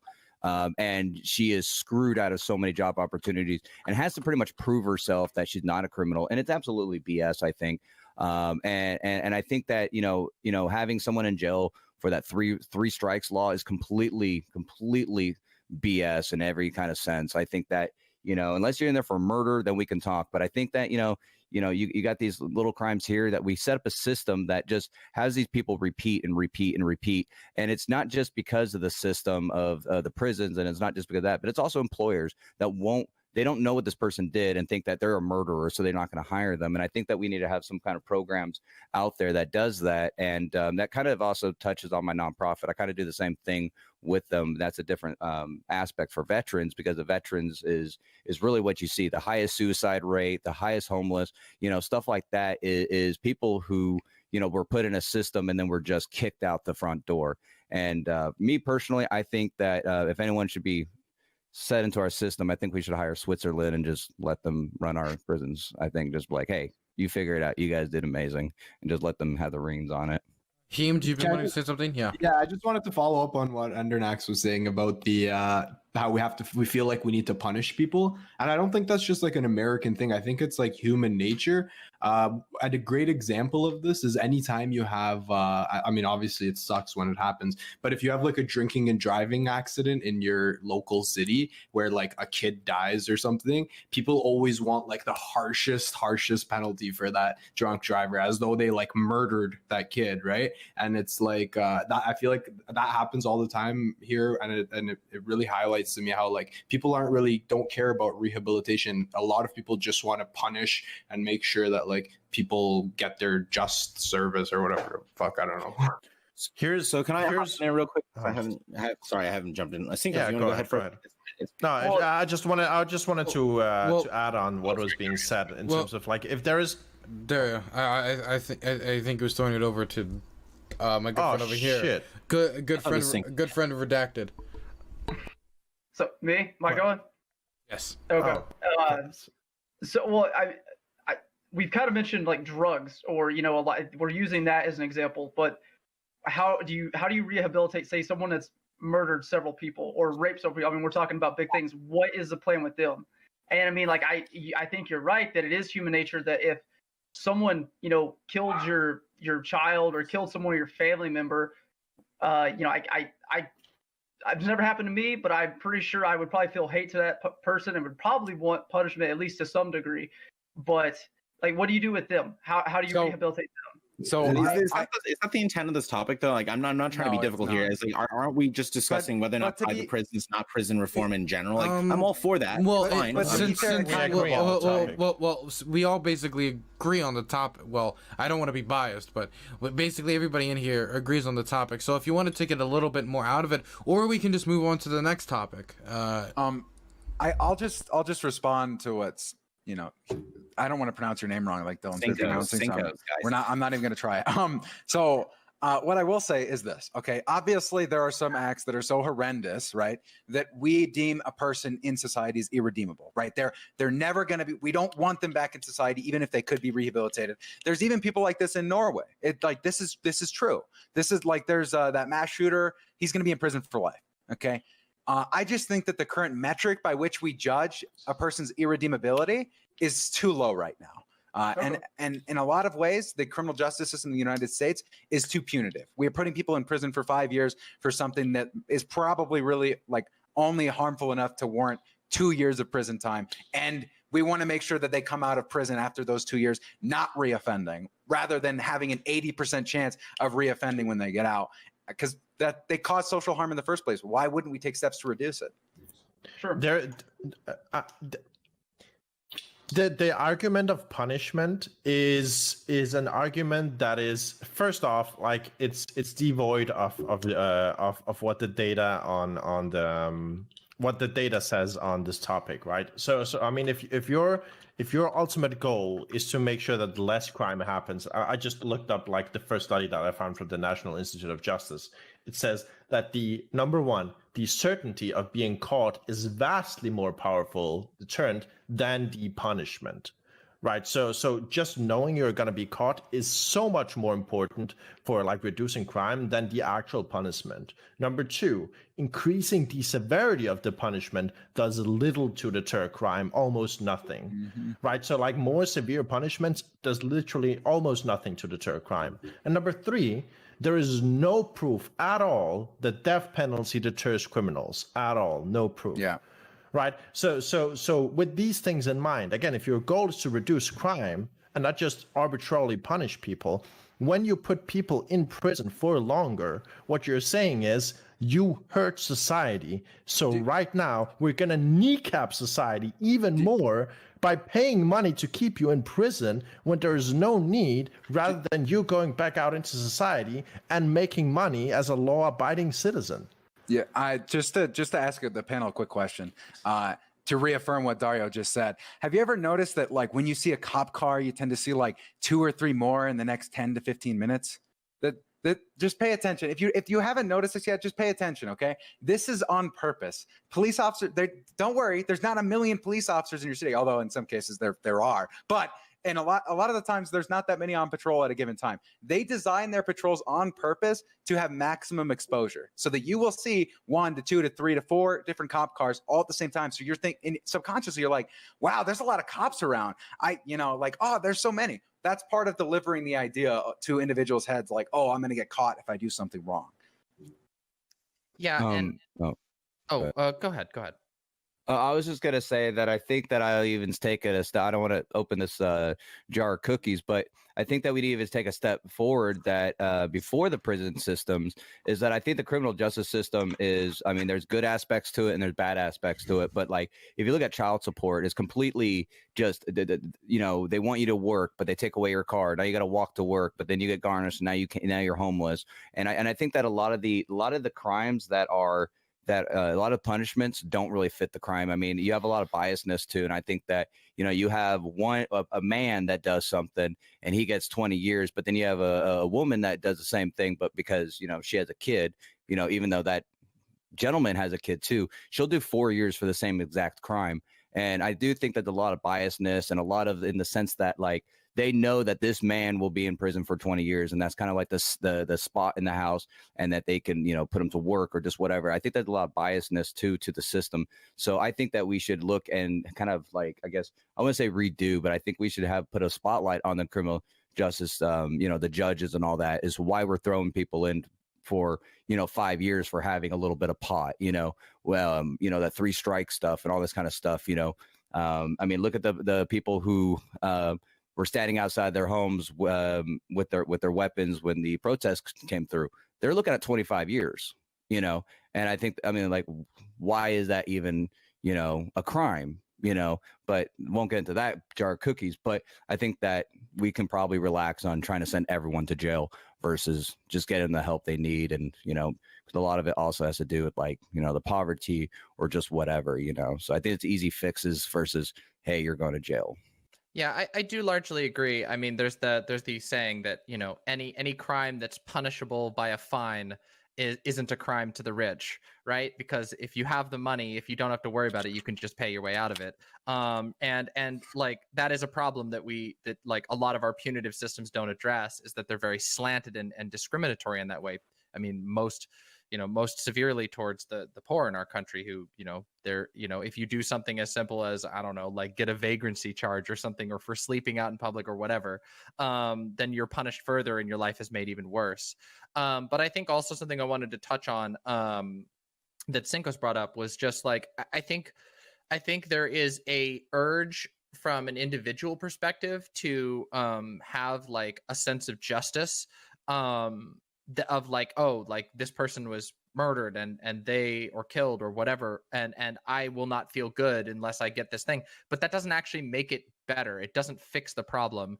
And that's why we export the justice system to not the victim. The victim isn't the person who determines the justice. You have a neutral arbiter, because you can't, like those emotions aren't, like, first of all, they're not going to be cured by somebody living a terrible life. That vengeance doesn't actually fix the problem that caused that, you know, that wasn't in the first place. So we need a neutral arbiter to say, okay, what's actually best for society? What is actually fair here? And what can actually be done? And fairness isn't necessarily determined by like being able to ease the pain of like the person who suffered the crime, because that doesn't actually solve the problems at hand. The problems at hand is, how do we stop these things from happening in the first place? How do we stop them from happening again? Not like, how do we make somebody pay the price, whatever that means. So, you know, that's part of the reason why we have neutral arbiters for punishment. Okay, we're gonna wrap up on this topic, and we're gonna move on to the final topic. If we have a little bit extra time, then we might be able to touch on the extra topic. The next topic. Oh, sorry, you got to do outros. I always forget. We're gonna lose. You lost someone. Pixie had to go move boxes with her roommate for a moment. We're going to start with Beyond the Tags in the top right corner for outros on this topic. I think that, you know, like I said, I think that, you know, instead of saying, you know, if they should be public or private, I mean, I think that we need to take it a step back and, you know, kind of try to avoid just putting people in jail thinking that that's going to fix them. I think that, you know, first of all, we need to figure out if the crime, you know, fixes the punishment. If someone, you know, is you know, stealing because they're poor, maybe there should be an outreach and maybe, you know, get them, you know, teach them why it's wrong, but also show them how to make money, kind of reform them at an earlier stage, because a lot of these people start at an early age. You know, and then you hit on the thing on murder and stuff like that. So, I mean, that is a different subject. But I think that we need to provide these programs. Like I said, I was put in like the juvie and all those kind of programs growing up, and there were no real programs. I mean, they did have like, you know, camping and horseback riding, and those helped, but you know, they could have probably done a little bit more because even the statistics of the youth is so high. But you know, when you look at that, I think that the reform versus the punishment system, I believe, is going to be a better outcome, not just for that person, because some people, they make mistakes. They shouldn't have to suffer their whole life because of a mistake they made.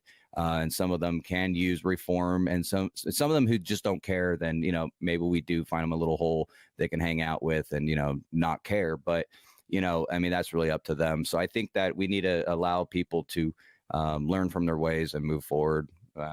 That's just me. Next is going to be DrHeemedOut. Yeah, so basically, again, I think the point of having prison is to have rehabilitation, and when you introduce a profit motive, you have two outcomes of that, which is that profit motive, you need to have, you know, you're going to want to have increased revenue, and you get that by having more inmates, and you want to increase profit by cutting costs. And both of these go counterintuitive to the point of actually having prisons. And also further research shows that the recidivism is higher in private versus public. And also, you know, in private prisons, there's also a lot of problems with, like, they're more expensive for you to call your family, for example, or to video call, or and also sometimes they'll purposely move you from one prison that maybe is close to your family to a prison that's hours and hours away. And, you know, if you're not able to have any sort of family interaction, the chances of you having higher recidivism becomes higher. So it just becomes like a nasty cycle. Okay, next is going to be DemonMama. Yeah, the private prison system should be opposed by anyone who doesn't and who isn't willing to advocate for slavery. The private prison system is, from its very foundations. That means all of you in chat, all of you listening to this right now, oppose the private prison system. Seriously, it is from its very foundation manipulative, incentivized completely in the wrong way. And has bad outcomes. Additionally, reform and restorative justice is like rehabilitative justice is incredibly important. Yes, there are very difficult questions with what do you do with criminals who are violent criminals, but I do not believe that the answer is shove them in a cage where nobody can see them for the rest of their life. Even if like someone is so violent that they can't be like easily reintroduced to society, you could certainly allow them to live a life of dignity that doesn't have to be just locked in a cage where they're more likely to become more violent. And that's my take on private prisons. Okay, next is going to be Comfy Dario. Yeah, so I mean, listen, abolishing private prisons, that's the first step. That's easy, right? All of us agree. But actually, if you want to deter crime, if you want to stop crime, you have to give your population better tools and better ability to address the issues that they face in life. Give them better opportunities, right? Make sure that every single American has access to affordable healthcare. Make sure that every single American has access to a good education. Make sure that every single American isn't afraid to go to prison for smoking fucking marijuana, right? Like, all of these things are important aspects of keeping your population out of crime. So yeah, I mean, if you agree with all these things, vote for Joe Biden 2020. Yeah, that was it. Next is going to be ssscincos. Yes, I mean, it's an interesting topic, and like I said, I didn't have a whole lot of background knowledge in it, so it's really interesting to hear it. It seems overall like the best idea to probably get rid of privatized prisons, because there is an incentive, and overall, you know, if they were doing what they're supposed to be doing, they put themselves out of business. However, you know, we're talking with rehabilitation and, you know, what we would really need to do, you know, to help these people out. I mean, maybe you could do a private, maybe not prison, but say a private rehabilitation center. We could do more studies on that, do more data, and actually try to experiment it with more, because I do agree that the recidivism rate that we have does suck. And I mean, we need to do something about it. So I agree on that. Okay, next is going to be RedGreyBlue. So honestly, I think we came to consensus very early on. Private prisons no good, because honestly, we're not seeing any results from it. I think that, you know, the whole topic of criminal justice reform that we spent the extra 20 minutes on is a noble topic and worthwhile, and actually agree with most of the policies put forward. It's just, you know, obviously it's a big issue, and, you know, I think we're just kind of waxing theoretical at the moment. So I'm good. I won't waste any more time. Sorry, Okay. not any more time. No worries. Next is Endernax.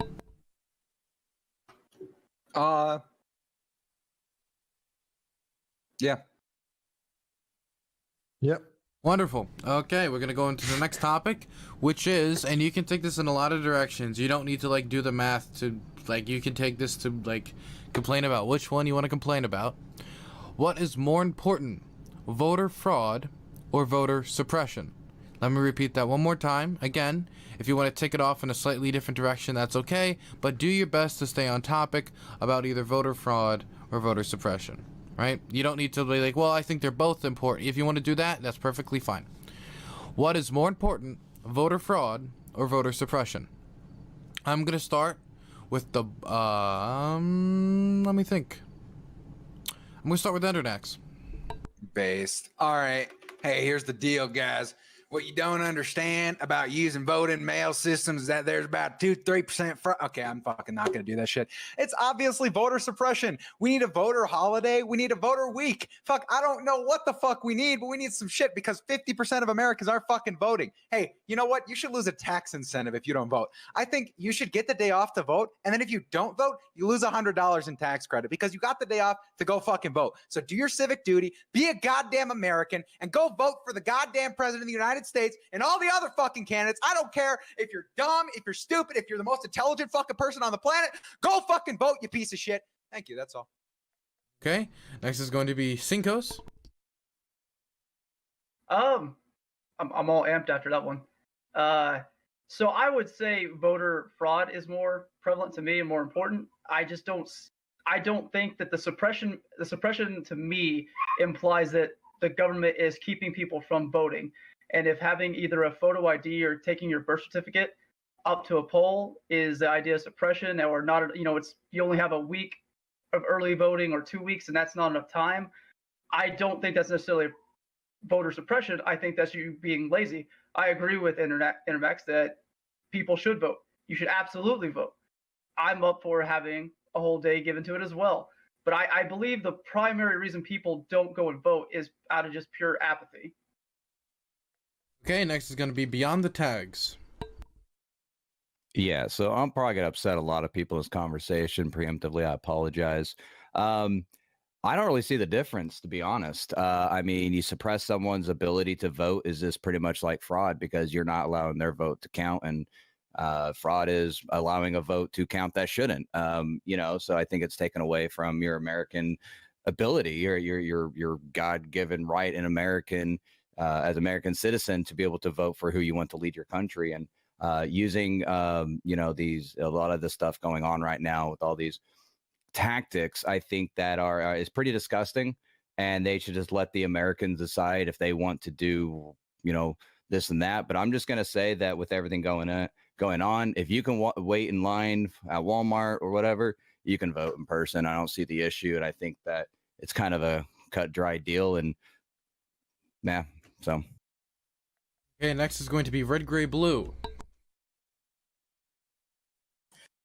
I personally believe that the issue really kind of revolves around voter suppression. I fully agree with a lot of the commentary that Ender said regarding, like, you know, making it such that people can actually be empowered to do so. Actually, I had a commentary with some friends the other day regarding voter ID laws. You know, I'm all for like trying to promote voter security and ballot and election integrity and all these kind of things, and say that, oh, if you want to have ID laws, okay, I guess. But the problem is you have to take the step beyond that. You can't just say, okay, we're going to accept that voter fraud is an issue, but not try to do anything to empower the citizenry to actually participate in society. So if you're going to go ahead and make an argument and say, you know, voter fraud is the biggest issue, fine. Let's address that, right? Let's dedicate resources to actually doing that and making it truly accessible for all people in the United States to actually have the ability to meet the requirements. Because isn't that our fundamental objective with this, that we're trying to preserve the integrity of our elections, that we're trying to preserve a verdant and successful society by allowing citizen participation? I mean, I would think so. So like, to me, I often hear the conservative argument that voter fraud is just it always takes one step and then it refuses to kind of go the next step to make sure that it works out for people in general. Okay, next is going to be Dario. Yeah, so this is an interesting topic, and I think the way we should sort of think about this is, what is the goal? Well, the goal is to get more people to vote, right? So which one you should care about the most should be the most severe one. We have very documented research cases of just insane voter suppression, be it just general voter suppression combined with racial voter suppression. There was that one case that surgically targeted like black voters by removing things that black voters in that district specifically used to vote, like IDs, like removing time slots that black voters generally voted in, like all of these things. And like that is just a big pile of a malarkey. Like in general, like it's actually terrible. And like contrary, like if you contrast that to voter fraud, there have been bipartisan organizations that have researched this, and there's never ever been a significant documented case of major like voter fraud or election fraud or any of those cases, right? So what we should be asking ourselves is, how do you get more Americans to vote? Because in general elections, sure, it's like 50%, maybe like 60% of the population votes. But for local elections, it's as low as 20%. That's terrible. That's fucking terrible. And yes, not all of that is voter suppression. It couldn't possibly be, right? At some point, you have to also change people's minds and make voting a higher priority, or teach people to care more about their local communities. But come on, like like whenever you put any barrier in front of voting, you're putting a barrier between somebody and their fundamental rights. So that barrier had better be fucking worth it. Okay, next is going to be DrHeemedOut. Oh, you guys can hear me, yeah? Hello? Oh, okay. So basically, I think this is a really difficult discussion to have on the surface, because voter fraud is very easy to measure. You can actually quantify it, whereas voter suppression is a bit harder to quantify. And so that's why I think conservatives can grasp onto the very few cases of voter fraud that there are. Usually you'll hear like 7 million votes were cast and there was 100 cases of voter fraud or something like that. And so the numbers are always super skewed. But what I'm more interested in is like, there's so many things that we could consider voting suppression, right? Like how I would consider voter suppression that the day of the election is on a Tuesday instead of being on a Saturday, or that you don't get to take time off work, or that in big cities the fucking lineups are fucking 20 hours long to vote. Like I would consider all of these voter suppression. And if we compare the number of people that are affected by this versus the number of people that are affected by, when they say 7 million votes were cast and 100 of them were voter fraud because some fucking guy's dog voted, I think that these things are, the scale tips in one side heavily. Okay, next is going to be DemonMama. All right, I'm going to address the elephant in the room. We have a president right now that's been talking about voter fraud a lot, and voter fraud only ever seems to come up when it can stoke up fear in order to further enact voter suppression. Voter fraud, functionally, statistically, does not even exist. It is so difficult to pull off voter fraud that even the most stringent states, such as Texas, one of the states with the most severe voter registration laws, has had 4 cases of voter impersonation fraud in the last 10 years. Like it is so not an issue that you have to wonder exactly what the motivation is. And then when you go and you look at the history of voter suppression in the United States, things like voter registration purges that occur in states where they do not have day of registration. So if you happen to be young, if you happen to like move more frequently, which is a whole bunch of different demographics that are targeted by this, you could show up on voter day and be denied the right to vote and have no recourse. You might not even know that you'd been purged because of the ways the state laws work. In addition, you can acknowledge things like gerrymandering, like the closing of polling locations in poor neighborhoods, like the reduction of polling locations in major cities. Voter suppression is clearly the more important issue. Currently, right now, the United States Postal Service has put out a warning that 45 of the 50 states in the United States are at danger of significant voter disenfranchisement. If you are genuinely more concerned about voter fraud, like Donald Trump is, you have a motivation that is beyond actually caring about fact. You are trying to push a viewpoint that just simply does not reflect reality. Suppression is by far the most important voting issue in this country. Okay, now I think that's everybody. Pixie is yet to return. Hopefully she'll return soon and join the conversation. You are free to engage. I think. Damn. Fuck. I wanted to hear Pixie's take on like Puerto Rico voting rights. So me personally, for me with everything going on, I think that it's not so much the voter fraud that has taken place. I mean, we all know that, Russia, did a lot with that,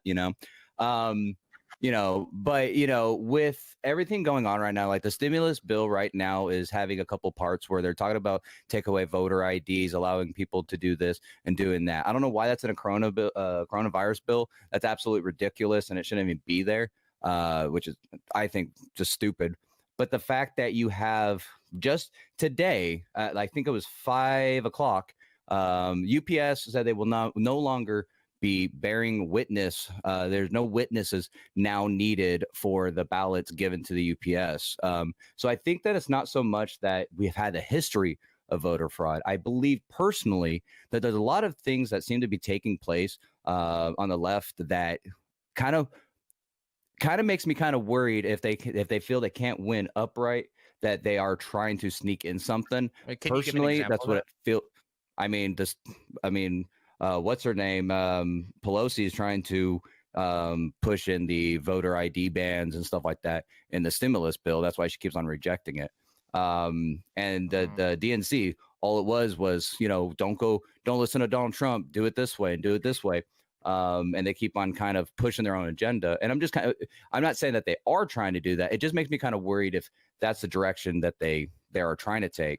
I will. I mean, compared to the guy who kind of how. Wait, Demon. I'll just say it's how politics works. I mean, anybody who's watched my stream, I shit on Republicans and Democrats alike all the fucking time. I complain about everybody. Okay, here's the hot take. Okay, Democrats are trying to strong arm a bunch of things through that the Republicans don't want. Okay. The Republicans were like, "Hey, okay. Let me back up. The Republicans have been planning a reform of the United States Postal Service since 2018. They had a task force on it. They had been planning it. The Trump admin had been planning it for the last 2 years or so. I said this on a different panel. Okay, this reform didn't just come out of nowhere. It was planned for the last 2 years. I understand it's extremely bad optics and should have been abandoned as soon as they found out there was the coronavirus. But he's playing politics. He's like, okay, well, if you want your $25 billion, if you want me to throw out my plans to reform the United States Postal Service, I'm sorry. You're gonna have to play ball with me, and that's how politics works. You just don't like it when the other side does it. You like it, Endernax. Wait, but you like it. You like it when your side does it. The Republicans like it when their side does it. No, I don't. I would never support my side literally in intervening and dismantling sorting systems in cities that are heavily heavily Democrat. Right, you're making a moral judgment. Wait. Yeah, I'm not making a moral judgment here. I'm simply pointing out that you have two opposing sides, one of which controls two levers of government, one that controls one, and they're both playing politics to try and get what they want.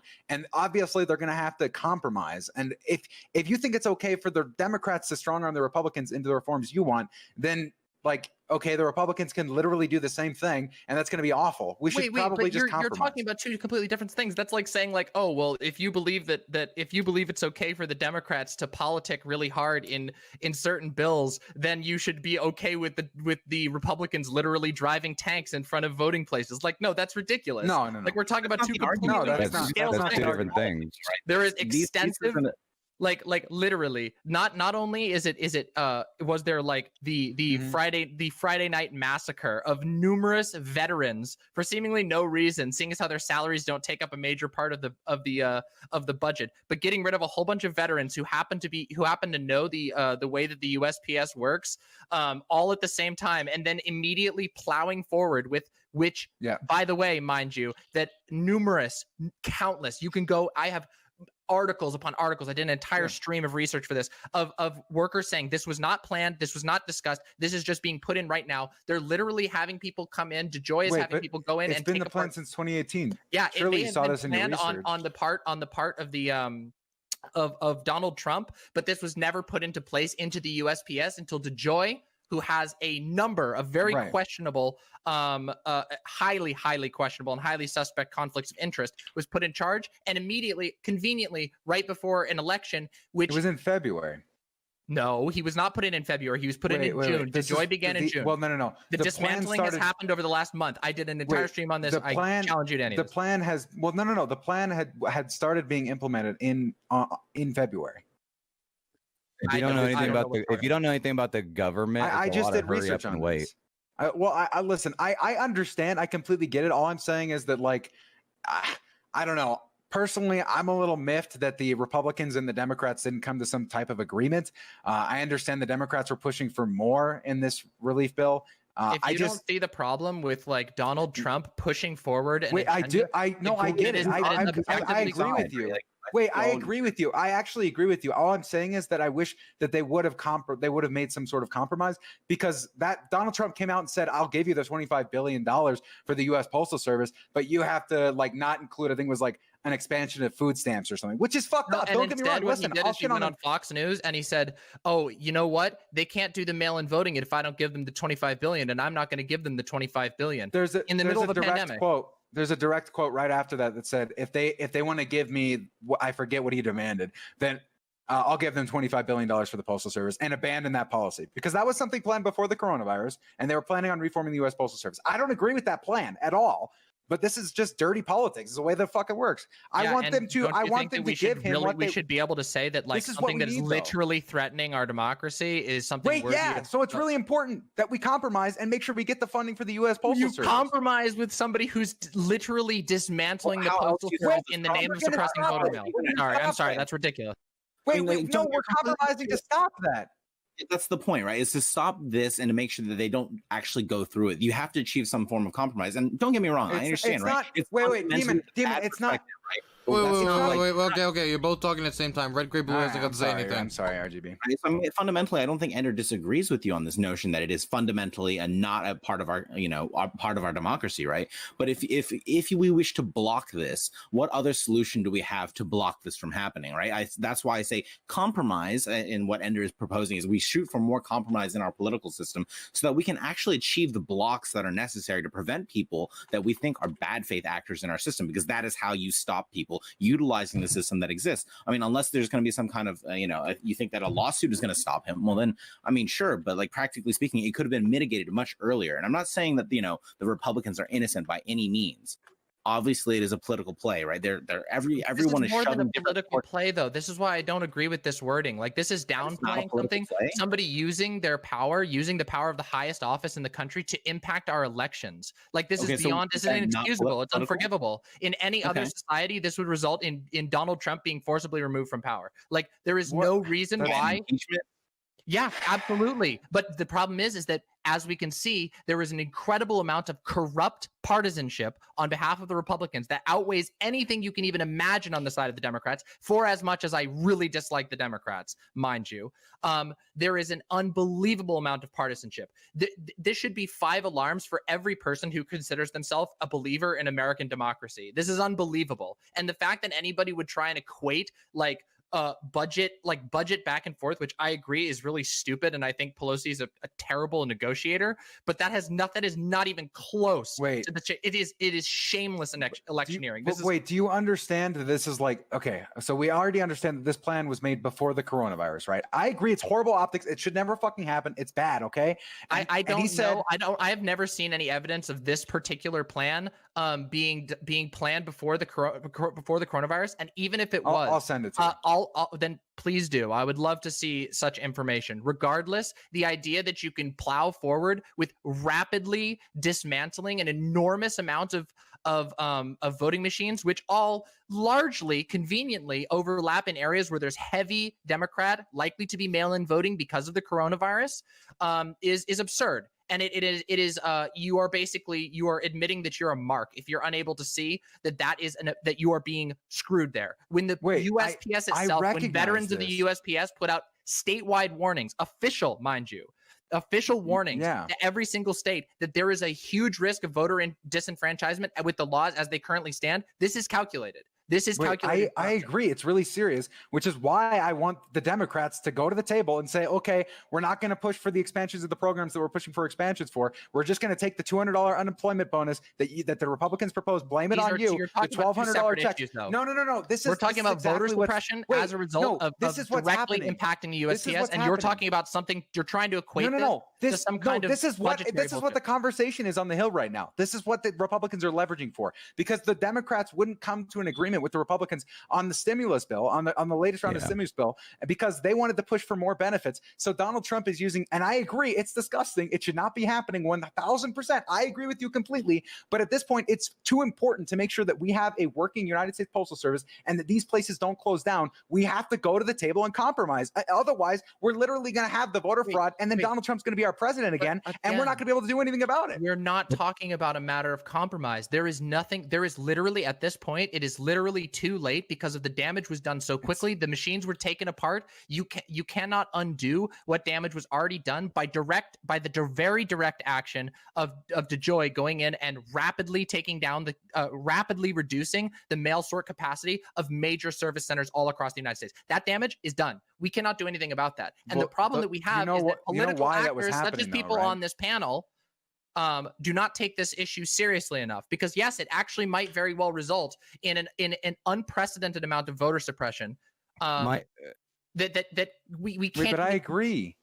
Yes, then why are you trying to downplay it? There's nothing. Because the machines are not taken apart yet. They were just. Yes, they literally were. No.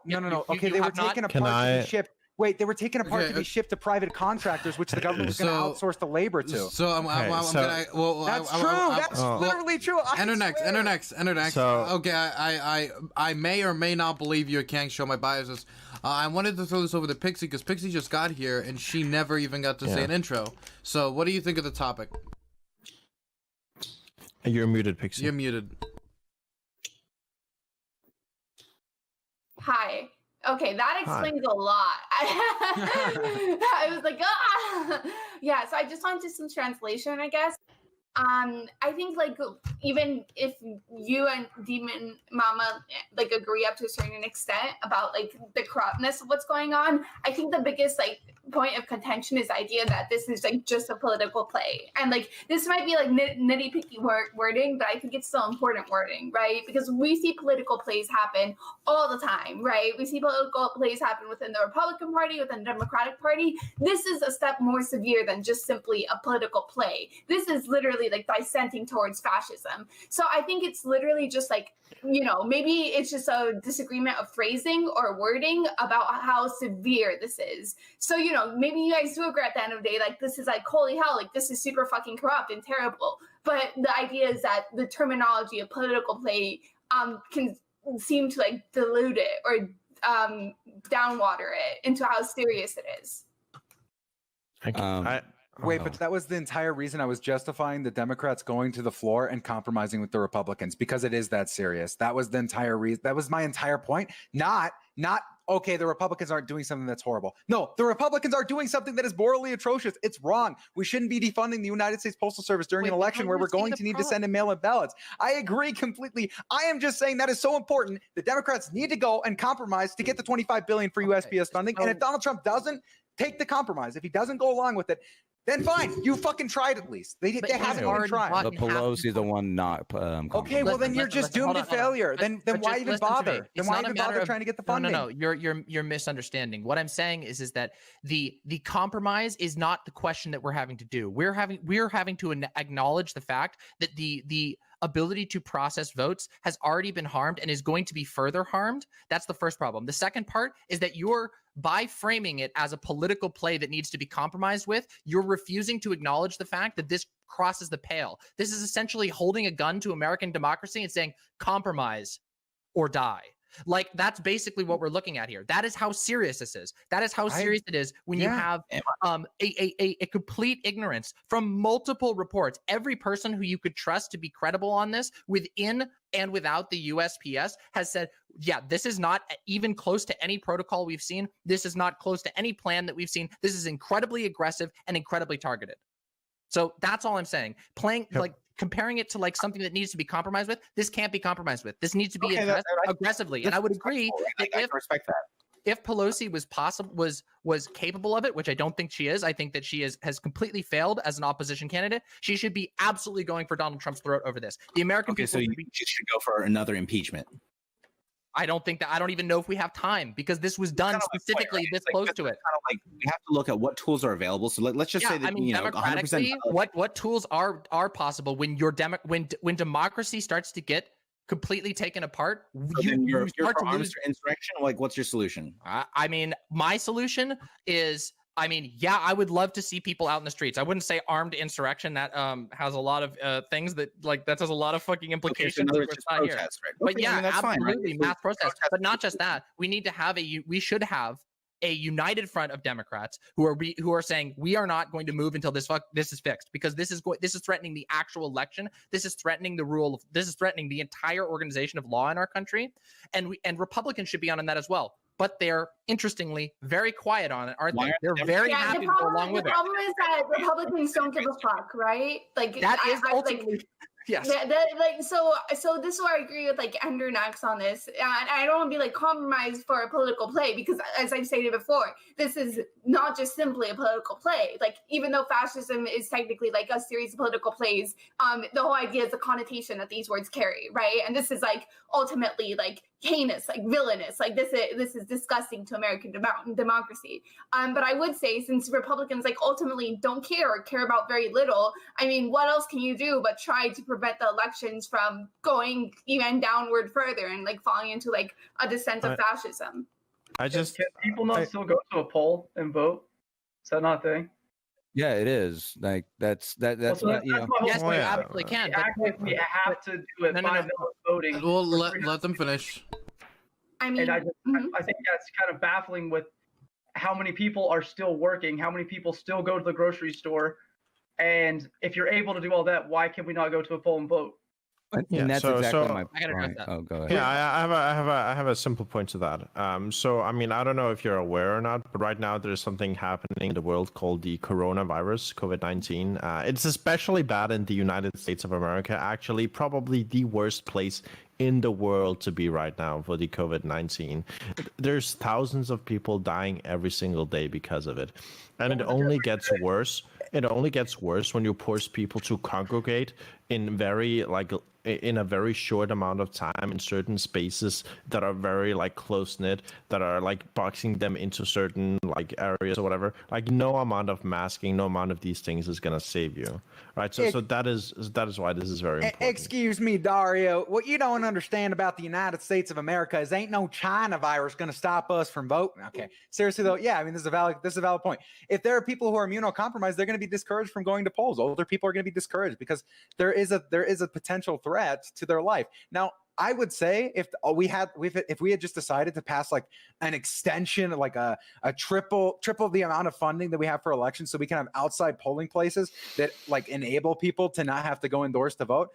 You know what? I'd be more akin to agreeing with you, because the data shows that if you're outdoors, including, and I'll completely say this: the initial protest by the right wingers and the BLM protest. Guess what? They didn't spread coronavirus that much. It turned out it was way safer than having people indoors. Both of them it was like a 1% increase or something.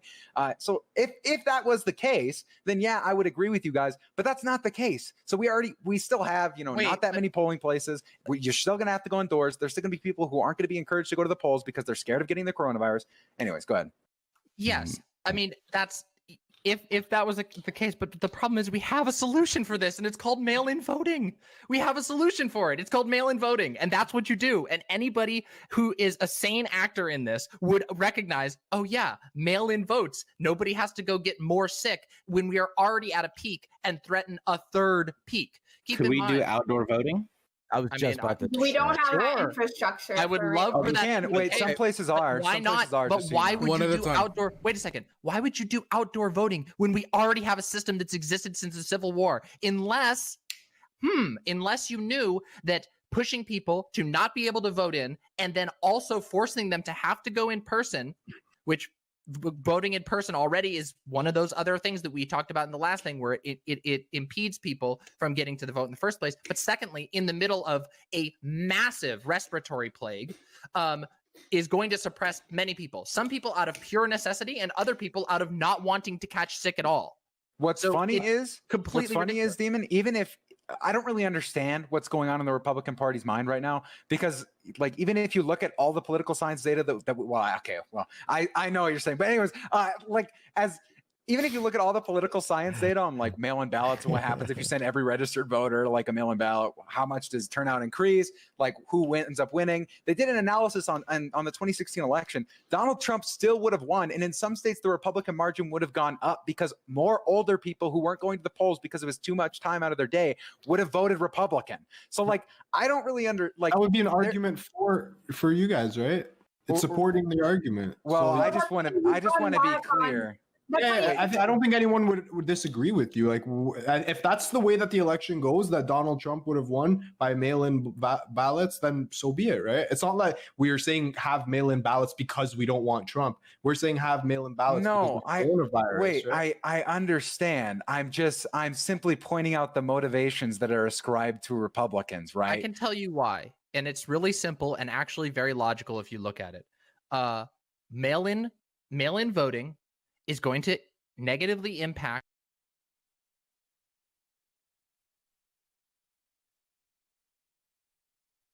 virus thought among Republicans. There is a lot of downplaying of it from the White House itself all the way down to the pundits, all the way down to the voters. There is a lot of downplaying of the coronavirus. So Republican voters are less likely to not go out and vote because of coronavirus, because they don't believe coronavirus is as serious as it is. However, Democratic voters who take it seriously, but as a class of people, are not as willing to go out and vote for that because they don't want to catch coronavirus. So having mail-in this specific case hurts the Republican Party, and that's why Donald Trump doesn't want it, because he wants to suppress his way into victory. It's very obvious, simple logic.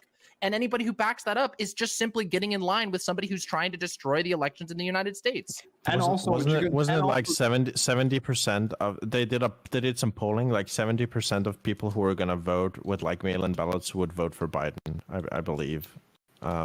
There's also been studies though that show that mail-in ballots actually help the Republicans more, and that's actually done in California, where there was a specific study that said that mail-in ballot actually, if anything, leans towards the Republican side. So I understand where you're coming from, DemonMama. Like I fully respect Depends that, on right? the state. I don't think it matters who it favors or doesn't favor. I think it's just more of a logistical discussion of like, I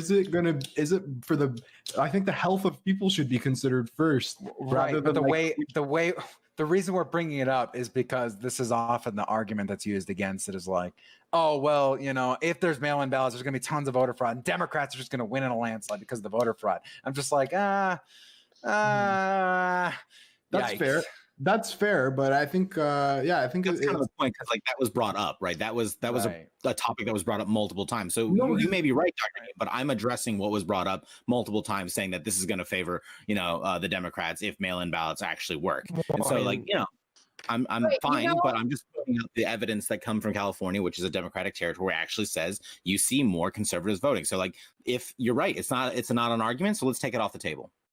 This is functionally the Republican Party using a pandemic to help swing a victory that they by all measures are going to lose horrifically into their favor by any means necessary. And you can see this; it's very visible in the haste and the sheer severity and aggression with a lot of these techniques that they're doing. Not only are they just pulling apart voting machines all over the place, not only are they moving ahead and violating their own rules about the removal of actual mail drop stations, but they're also pushing forward drastic increases, specifically targeting the cost of ballots. Isn't that weird that DeJoy is pushing to triple the cost of postage for ballots specifically?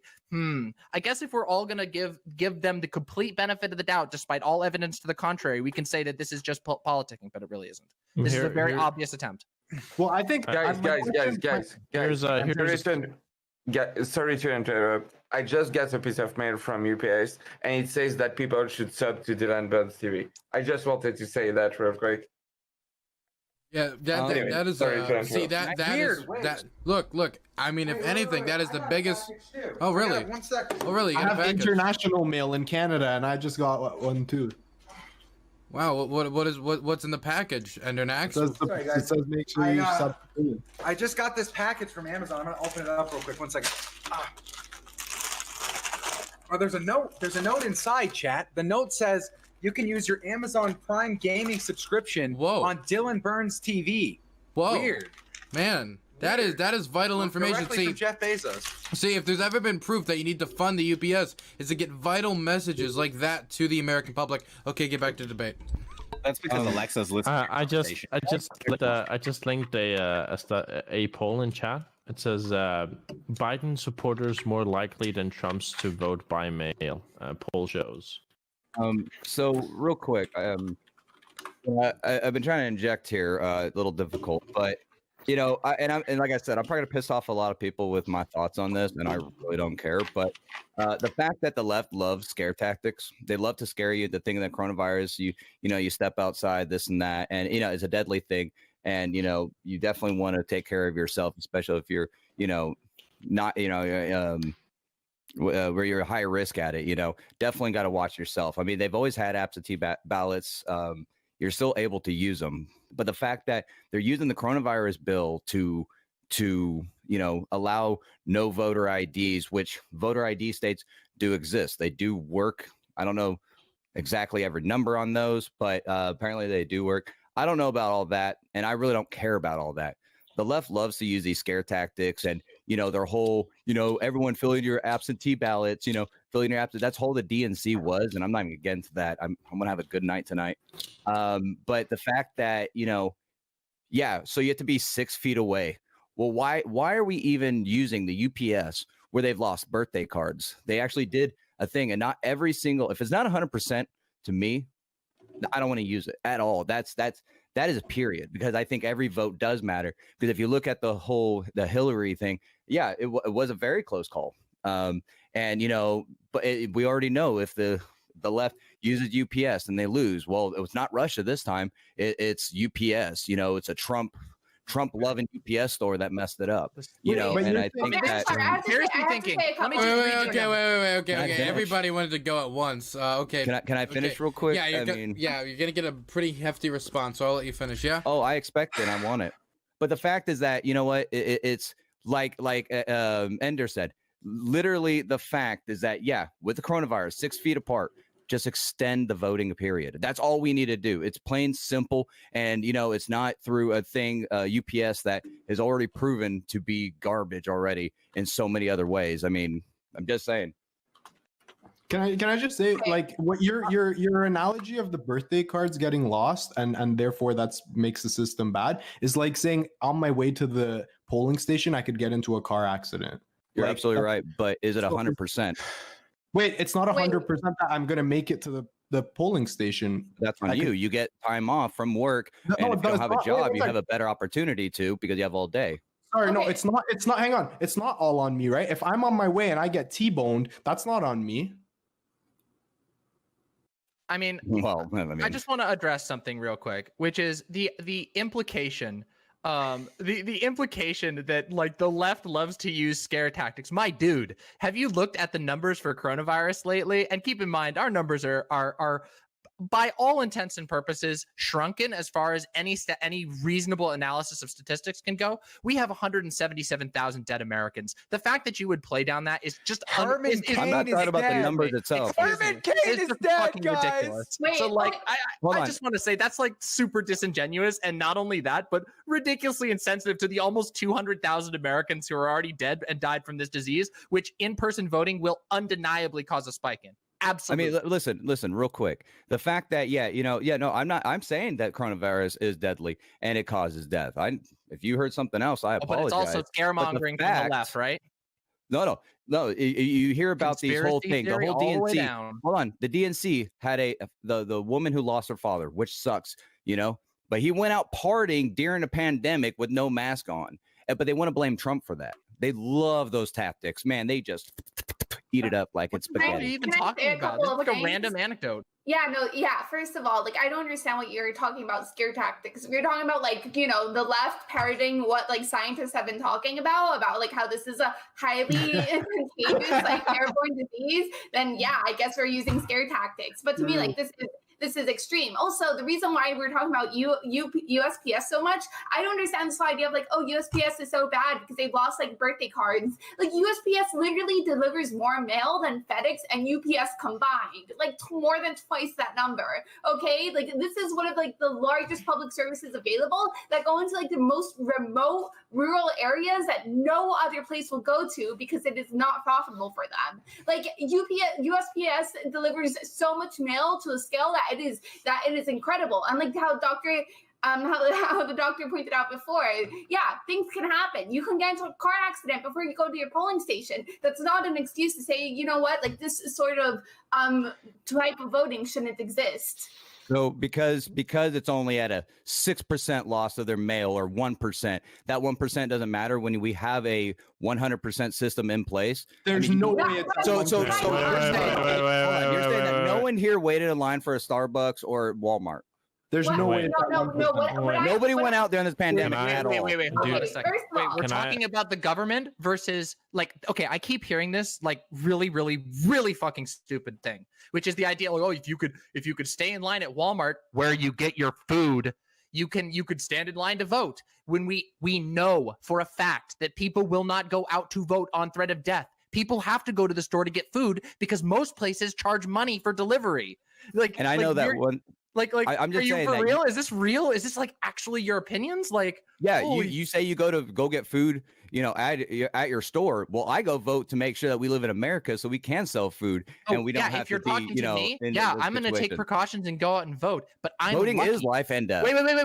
But, okay, but I'm we don't lucky. have to make it that Hold way, on. right? Like we don't have to literally say Yeah, you should exactly. sacrifice your life to the chance to vote in a democracy, in a democratic system. We should say no. You know what? We want everybody to vote, and we're going to make it the easiest way possible because that is a representative of a true democratic state. If you make it more difficult to vote and say, oh, you should have just like risked your life, then we are living in a failed democracy. Who said you're risking your life if you're still 6 feet away? It's just going to take us longer to get the votes in. Listen, but also let's you not do worry realize about that Florida. 6 feet isn't like magic, right? That like there are a number of ways that this like that greatly reduces the chance that it's going to be there. But when you're in an enclosed space, there is plenty of evidence that particles can build up, especially. Who said you're going to be in an enclosed space though? Wait.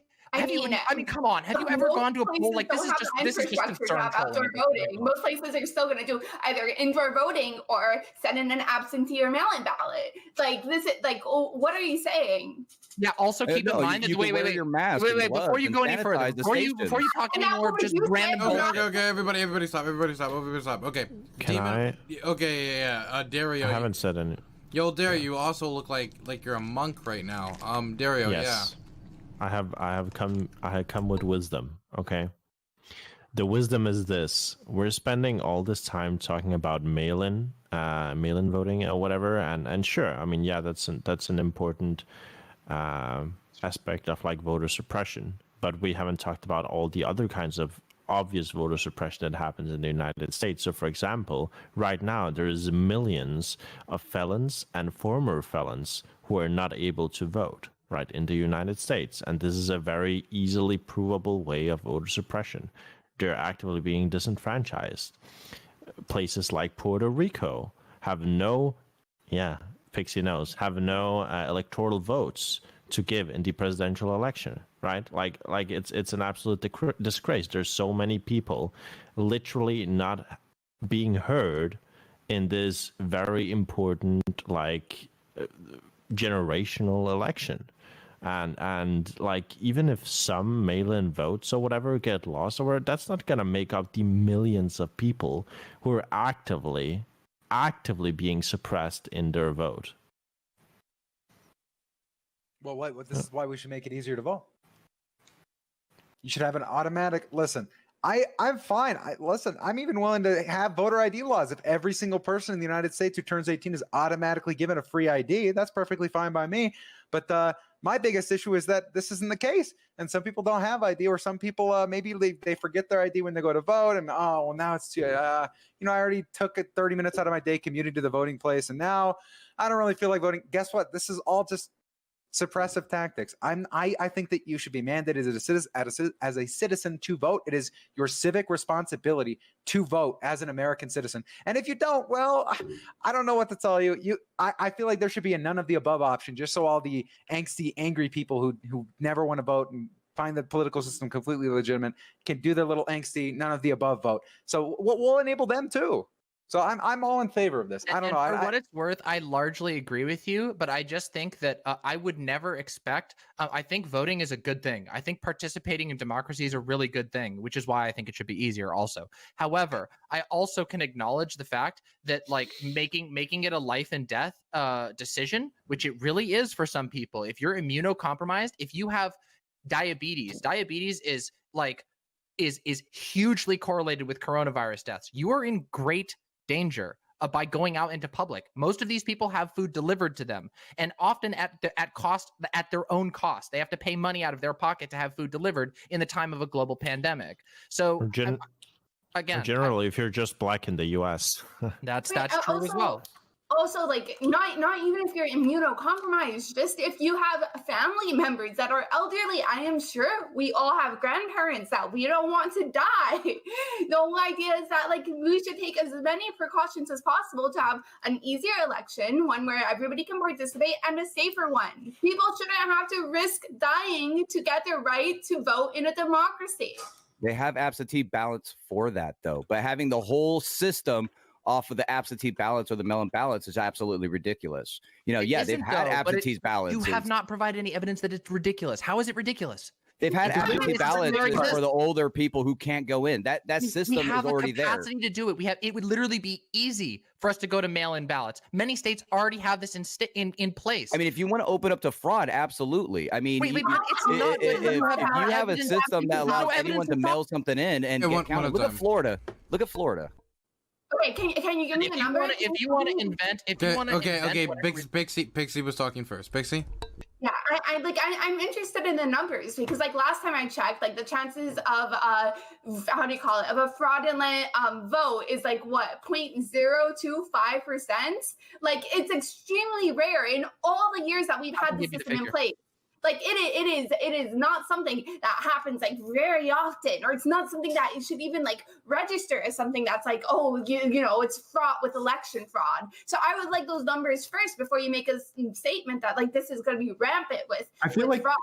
I feel like electronic voting is an even bigger problem than the mailing one. My whole thing, I'm not saying that the voter fraud is there right now. What I'm saying is that we keep on taking these steps. I mean, they're holding up in the stimulus check, taking away voter IDs and doing this and doing that. And if we continue this path, we're going to open up the doors to a lot of voter fraud. I mean, apparently it was super easy that Russia, influenced our election overseas and through internet, and that could be traced supposedly, but yet we're going to have the mail-in ballots. I mean, look at all these news sites about, and one tactic I was going to say was, and I'm not saying the left, but there's organizations out there trying to already influence the election. They're sending people from the right their ballot saying, we think we messed up on your party's information, and they will end up having them switch over to the left and doing these kind of tactics that are really, through the mailing system, mind you, and I think that it just opens up doors for a lot more fraud than, what it is now. We have a low number of fraud count because of the fact of the system that we have.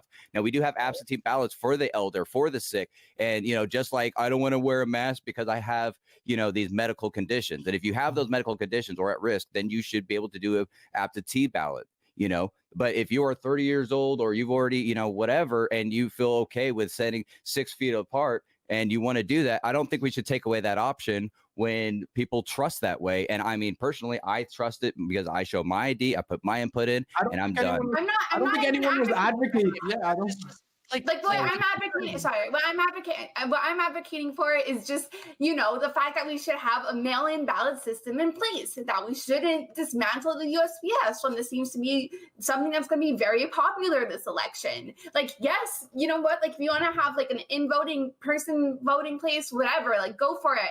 It might not be the safest option, but I can understand like the want for it. But by no means does this mean that we should dismantle the USPS for this. I didn't say nothing about dismantling them. I don't know too much about that. But what I was saying is, I thought it was tricky how the fact that during the DNC, all they did was, hey guys, we're gonna go against Trump because Trump doesn't know what he's talking about. Bash, bash, bash. Insult. And everyone should do absentee ballots regardless. Prove it that it worked. And that's what I'm saying is that's where I think it starts getting kind of a slippery slope and trying to do it a certain way in spite of something. But also, I feel like it opens up doors or other things like that. Personally, that's what I see when I hear all this. In-person voting opens up the doors to invisible flying unicorn attacks too. If we're just gonna assert things without any fact whatsoever to back it up. By the way, there's been extensive studies of voter fraud. Voter fraud in a study done by the Justice Department, mind you. So this was done by our government's Justice Department. Out of 197 million, only 40 votes were even found suspected of voter fraud, and 26 of which were actually convicted and had the evidence to actually prove that. That means that it's 0.000000013% is what you're looking at. Now, I would like you to compare that to, well, first of all, 177,000 dead Americans. And secondly, I want you to consider that in context of the fact that this is a respiratory illness that spreads incredibly easily and accurately. Every single person in any place that is congregating unsafely, that are not keeping to get their right to vote in a democracy. They have absentee ballots for that, though. But having the whole system off of the absentee ballots or the mail-in ballots is absolutely ridiculous. They've had absentee ballots. You have not provided any evidence that it's ridiculous. How is it ridiculous? They've had absentee ballots for the older people who can't go in. That system is already there. We have the capacity to do it. It would literally be easy for us to go to mail-in ballots. Many states already have this in place. I mean, if you want to open up to fraud, absolutely. I mean, if you have a system that allows anyone to mail something in and get counted, look at Florida. Okay, can you give me the number? If you want to invent, Pixie was talking first. Pixie. Yeah, I'm interested in the numbers because like last time I checked, like the chances of of a fraudulent vote is like what 0.025%. Like it's extremely rare in all the years that we've had the system in place. Like it is not something that happens like very often, or it's not something that it should even like register as something that's like, oh, it's fraught with election fraud. So I would like those numbers first before you make a statement that like this is going to be rampant with fraud.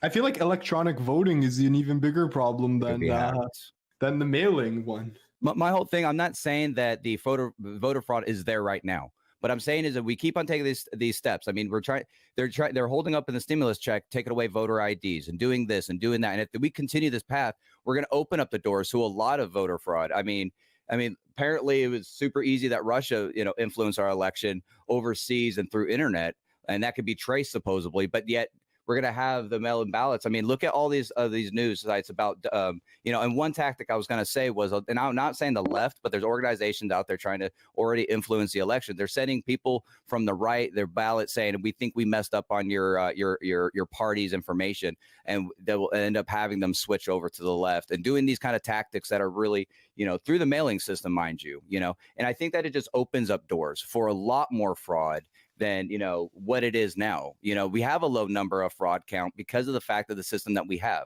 Now, we do have absentee ballots for the elder, for the sick. And, you know, just like I don't want to wear a mask because I have, you know, these medical conditions. And if you have those medical conditions or at risk, then you should be able to do an absentee ballot, you know. But if you are 30 years old or you've already, you know, whatever, and you feel okay with sitting 6 feet apart and you want to do that, I don't think we should take away that option when people trust that way. And I mean, personally, I trust it because I show my ID, I put my input in, and I'm done.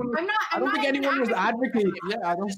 Like what I'm advocating, what I'm advocating for is just, you know, the fact that we should have a mail-in ballot system in place, that we shouldn't dismantle the USPS when this seems to be something that's going to be very popular this election. Like, yes, you know what, like if you want to have like an in-voting person voting place, whatever, like go for it.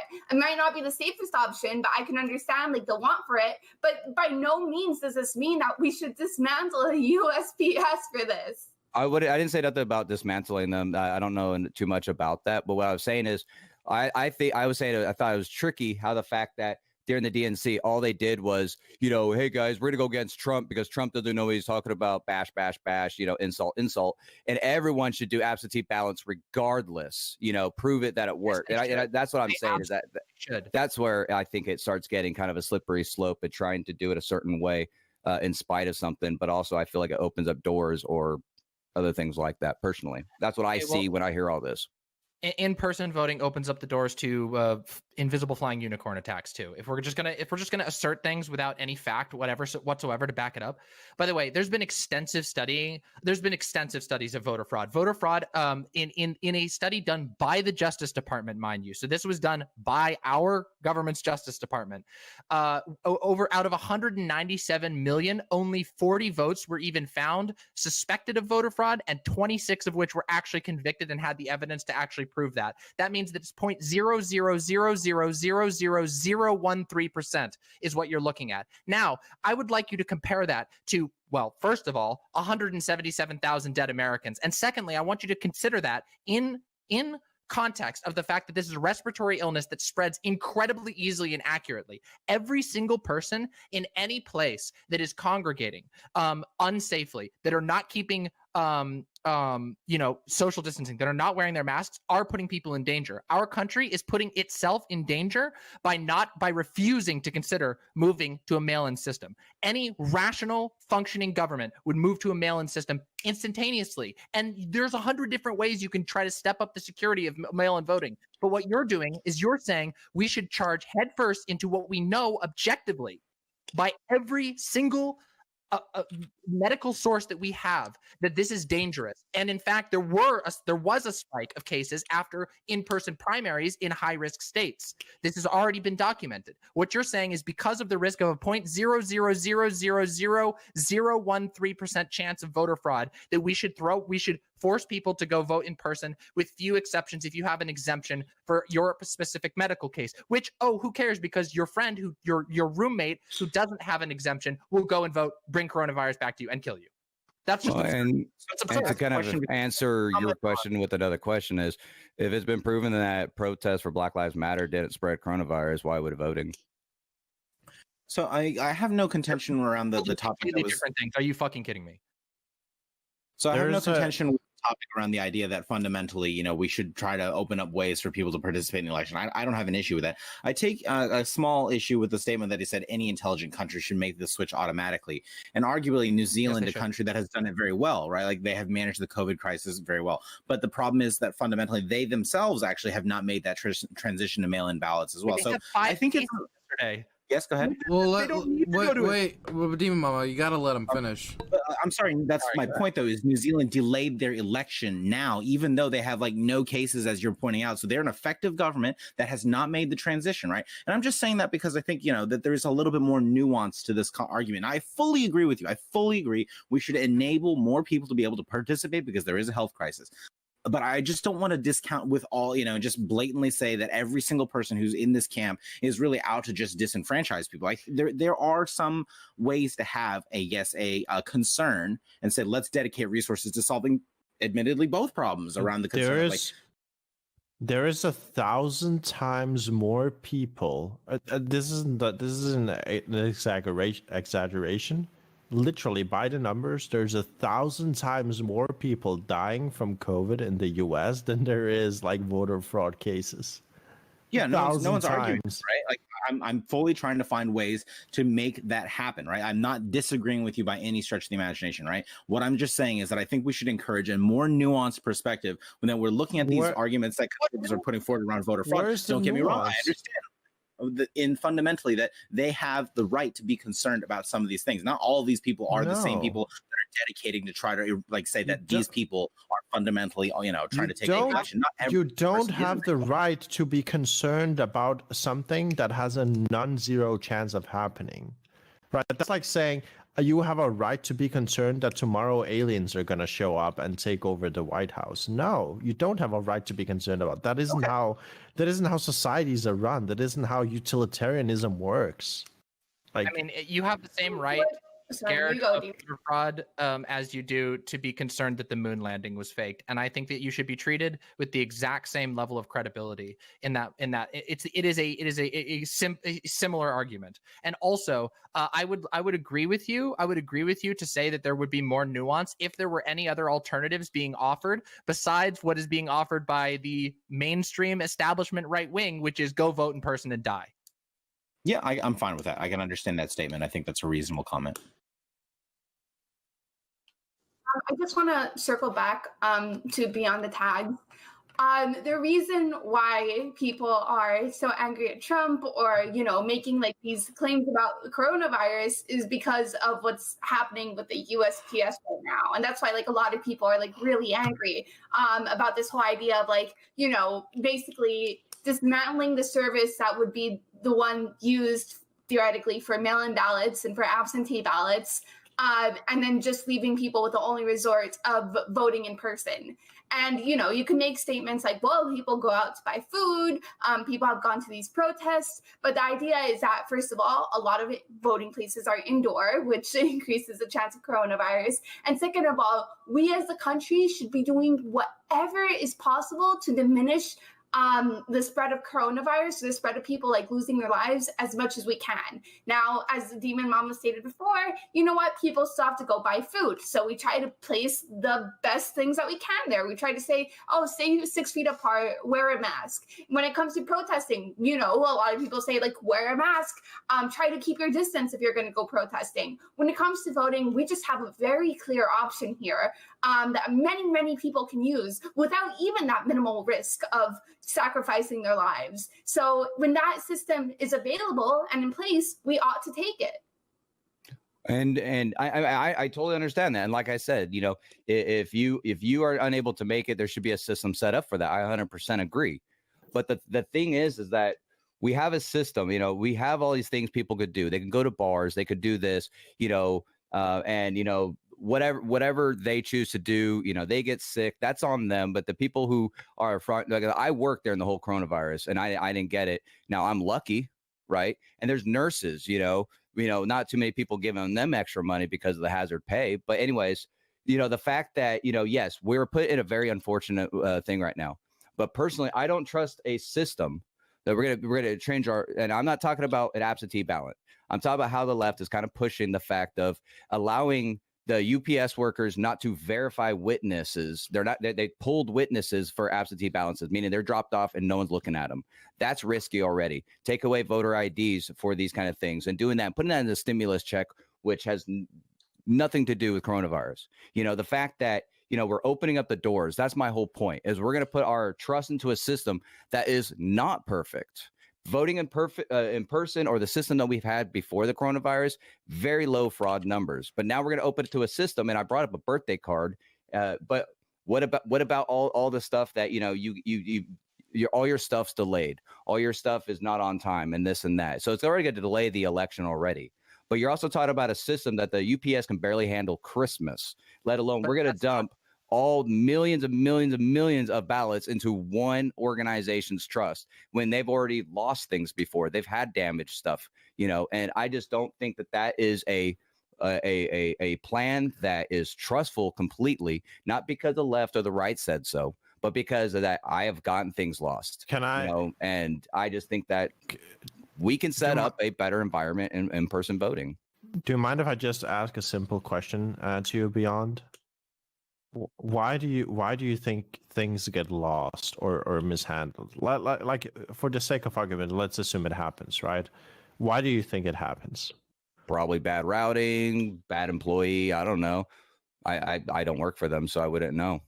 Do you think it could have something to do with like lack of people like to handle these things, or outdated Infrastructure. like infrastructure, stuff like that?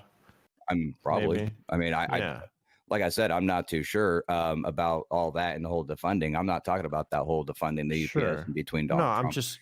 I don't mind about, but sure. I'm just saying. I mean, sure. I mean, there's a problem, right? We've identified a problem. The problem is there's in some states. I believe there was like was it a fuck? I don't remember. There was like a Democratic primary or whatever where like the post office messed up, and they went over and investigated what exactly happened. And what happened was that they simply just didn't have enough people on staff to handle the amount because they were underfunded. Like Well, it was that simple. So And so we can John, find like, something. Oops, sorry about that.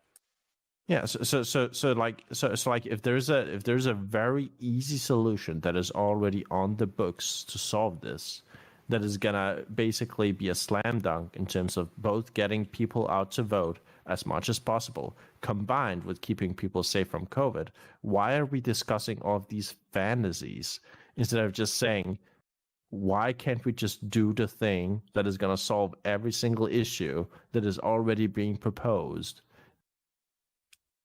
And you know, but like I said, you know, and I just think that, you know, we have these standards in place for people going to the store, going to the bar, or well, I don't see how it applies at bars. That's kind of silly, but you know, we have these things and they seem to work. You know, I do hear about people, you know, getting it now, but you know, some of the stories, you know, they're not wearing a mask, or they're, you know, they did have high risk. So in those kind of situations, I do think we do need to look at a system for people at high risk. Do you think the United States should strive to be a world leader? Do you think the United States should strive to be the best country in the world? Or do you think it's okay to just be like, oh, we're doing okay, and then look at the death numbers and see that it is catastrophical, that the case numbers are catastrophical, that no other Western country has similar number. No other country in the world has similar numbers. Well, also, I mean, that's a whole nother conversation, because I mean, there's a story of a man who got shot and they diagnosed him with dying from coronavirus. So I'm just saying. Wait. No. Enough conspiracy. I just really need to address this because I hear this this is such a dumb thing. Like, okay, so how many numbers do you want to knock off the 177,000 plus, mind you, dead? Do you want to chalk up to a motorcycle death or whatever? What do you want to say? 100,000 Americans? Do you now believe in coronavirus? 50,000 Americans? Is that your associated number? Or are you just going to try and vaguely gesture at, oh, a motorcycle got ruled as coronavirus death? That must mean all 177,000 people who've died of coronavirus are just fake deaths. Like, this is what I'm talking about persistent in this conversation, persistent conspiracy mongering with no evidence and no actual argument to be made. Our country is absolutely shitting the bed when it comes to coronavirus. We're terrible. We're the worst in the world. And additionally, that goes to show that us going into Walmart and doing all this stuff and having no alternatives isn't working. In fact, we're spreading the disease all over the place constantly. And people are getting sick in Walmarts. People are getting sick at their grocery stores. If the companies, these massive mega corporations that have made all their money here and are supposedly, you know, patriotic entities, if they wanted to, they could easily make delivery free. And that would have genuinely probably not only done less damage to them in the long run, but would have done less damage to the human lives that have come. I have to apologize to DemonMama because my taking up this slot, you know, I took the slot away from Twitch TV's best conservative lecture fan, who would have argued with you to the death and yelled much louder than anyone else on this panel. So sadly, I don't have anything to say because I accept reality and science and data, and I look that in the eye and I say, yeah, we fucked up. We royally fucked up. Are you kidding me? Donald Trump is an absolute failure of a fucking president, and I say that as someone who is right wing, okay? And I'm not, just to be clear, fuck you, I'm not voting for Joe Biden. But hey, fuck Donald Trump. Anyways, That's all I gotta say. Gotta say, And I man, just you wanna harp really, on you, this. re- I want to you, make my position very clear about this part. I- that I That was do a agree. bunch of Sorry, malarkey. go ahead. Yeah. Sorry. Bunch of malarkey. I gotta huh? say, Let's talk Endernax, about it. you're dying to have that conversation with lecture fan. He won't. He won't respond to me. Hey, let the entire Twitch community know. Lecture fan is dodging a debate with Endernax because he thinks I'm low class. He's Wow. too sophisticated for the Endernax. Maybe if you grow a beard, he'll do it. I mean, look, you have Okay, bro. degraded recently with the now you're wearing like sweaters and like hoodies and.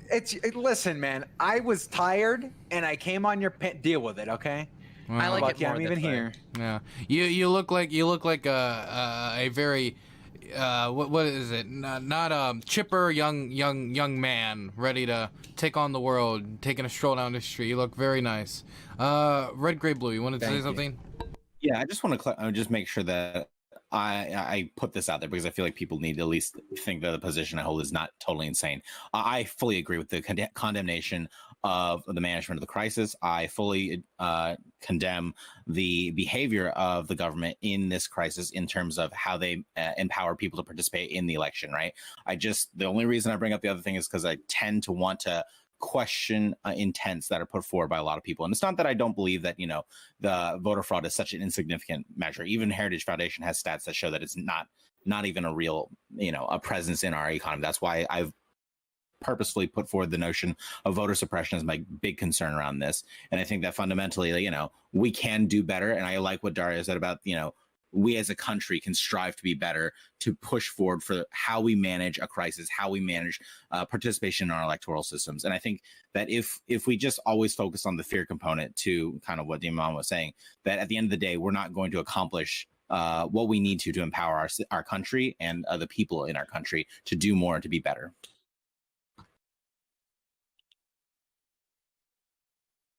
Okay, does anybody else want to throw anything else out there before we wrap it up and do finishing statements?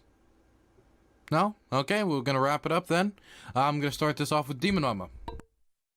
All right. Well, is this finishing statements in total or just for this topic? Well, in total, this was the last thing. Okay, cool. The true fear mongering is around voter fraud. There is actual fear. There's actual things to be scared about in the middle of a very deadly pandemic that's killed 177,000 of your fellow Americans. That is not fear mongering. That is a rational response. You should be scared of coronavirus, and we should be acting correctly around that. We should be looking out to help one another in any way that we can. Voter fraud is a completely manufactured issue that's designed to help Donald Trump steal an election because he knows that he's getting so whipped by Joe Biden, and he's embarrassed about that, and it sucks. I don't know if that's true. Well, I mean, he's getting whipped by nearly every single I'm sorry. I didn't even think about it. I'm sorry, DemonMama. It's good. It's fine. So what I would say is, please try to base your political viewpoints on fact, on what is reality there. Don't fall for blind fear mongering that's not based on anything realistic. It's conspiracy nonsense when you have no evidence to back it up and when there are direct contradictions within your argument. So yeah, again, my name's DemonMama. You can follow me here on Twitch at DemonMamaLive. You can follow me on YouTube or on Twitter at DemonMama. And yeah, don't fucking buy into coronavirus conspiracy, please, for the love of God, unless you want you and everyone you love to die. All right, thanks. Next is DrHeemedOut. Great point, amazing point. You're muted. Okay, better. Sorry, I'm so glad that I get to go after DemonMama because I just want to piggyback off of what she said. So I think that this discussion about voter fraud comes down to, it does come down to coronavirus, a lot of it. And I think that one thing the Republicans and conservatives in general have continued to do under Trump is embrace anti-intellectualism and kind of make it like make science very politicized. And everywhere else in the world, including in Canada, it seems to be that there's a lot of consensus. People agree and fall in line with experts, scientists, and it really breaks my heart that just everything is like our side versus their side in American politics. And I would love to have a bigger discussion about coronavirus and all of the vaccine conspiracies and everything. I would absolutely love to have it, but that's for another time. But as for the voter fraud, again, it's really difficult to measure voter suppression, but it's much easier to measure voter fraud, and that's why it becomes a 50-50 talking point when really it's not even close, because there's millions and millions of people who can't go vote because it's on a Tuesday, or who have to wait in 7-hour lines, so they just say fuck it, and there's only a handful of cases of voter fraud, and that's what I think. Oh, and by the way, thanks so much for having me on. I'm DrHeemedOut. You guys can check out my channel on Twitch or on Twitter. I'm DrHeemed. And we like to fucking shoot the shit, have a good time, talk about politics, sports, whatever. We bullshit. And like I said, just come check it out and we'll have a good time. Wonderful. Next is going to be Beyond the Tags. I just want to say, just to kind of wrap up the whole thing, is that, even on both sides, personally, I see a lot of it come from the left, a lot of this scare tactics type, open up the books and try to open end it, how assault rifles and weapons of war are killing America's left and right, when in fact swimming pool kills more people. So sometimes, there's a lot of stuff out there that's dangerous. But also I personally, this whole debate was the fact that I feel like opening the doors is just going to allow the government to stick their little nasty paws deeper into American pockets, deeper into our rights, deeper into our freedom. They want to use a system that they can control. And I think that having a person is 100%, because no one can influence the way I vote or the way I think. I could do it anonymously in person, and I can do it correctly without having the pressure or having the fear that it's lost. And that's just me. Now, coronavirus, obviously, a lot of different things going on with that, and that's just a whole nother thing. But I just think that less government and just allowing the American people to do their, not be infringed in a lot of different ways. And Ender, after what you said, I welcome you to the Libertarian Party. But yeah, you guys can check out my Twitch if you guys want to kind of do debates here and there, do a lot of mostly debates about guns and veteran stuff like that and whatnot. So yeah. Yeah, I mean, if I know Ender for anything, it's his libertarian values. Next, I'm going to throw it over to Pixie. So there's a couple of things I want to point out. Maybe I misheard you, but the point of, more people die by pool deaths and corona is not true. I literally just Googled it because that caught me off guard. And 3,000 people have died by pool deaths like in a year. Over 175,000 people just in the United States alone have died because of corona. Not to mention like these guns. I said guns. Yeah, pool. no. Yeah, guns. Sorry. Okay, I don't know how I heard pool. But regardless, these are very preventable deaths that when we can prevent a death, meaningless death, really, we ought to. And I personally, I am just crazed of how this response has been so far towards the coronavirus. And yeah, I think we should make voting as easily accessible as possible. I think that we should try to, not just make it accessible, mail-in voting accessible for people who are immunocompromised, but make it accessible for everybody, because this is a virus. This is contagious. Maybe you're not super badly affected by corona. Hey, maybe you're even asymptomatic. Doesn't change the fact that you can spread it to somebody else who isn't. So yeah, those are basically my last thoughts about this. Follow me at Pixie Love or Pixie on Twitch. Wonderful. Next is Christ. Come on. Cincos. Yes. There you go. Wonderful. Holy crap, so good. Okay, so I mean, when it comes to all this, lots said. When it comes down to it, I mean, we just had 20,000 IDs that they confiscated in Chicago that came from China. That's a scary thing. You have the United Postal Service Workers Union that just endorsed Biden. I think there's cause to worry about possible, scams. And when you have the idea, like I said, we can't handle Christmas, or you get backed up mail during times of holidays, and then we're going to implementing a system to have 320 million votes by mail and set the system up a few months before election. I think that's a bit of cause to worry. I think you should, as much. I mean, what percentage of the population is still working right now? I'm sure it's a majority. People are still going out. They're going to work. They're going to the grocery store. I get it. COVID is serious. I'm not saying it's not. Put a mask on. More likely you'll be fine. If not, there's absentee ballots. We have a system for that. Make polling stations outside in the UV. I have that help. But yeah, I think it's pretty good to be skeptical of no matter which side of the aisle you're on. But I mean, yeah, I don't know. That's my basic opinion of the voting. Okay, next is going to be Dario. Also, were you gonna shout yourself out? So it's ssscincos at Twitch. Come check me out. Enjoy talking. Yeah, that's it. Wonderful. Dario. Listen, I'll make this very simple, okay? If you don't think that a person who constantly downplays the dangers of COVID-19, who is maliciously uninformed about the deaths of the average American every single day, who compares the deaths that come from people slaughtering others with guns to people drowning in swimming pools, if you don't want that kind of person to influence the policies that happen in your country, for the love of God, vote for Joe Biden in 2020, okay? That's all I gotta say. Got it. Okay. Next is going to be RedGreyBlue.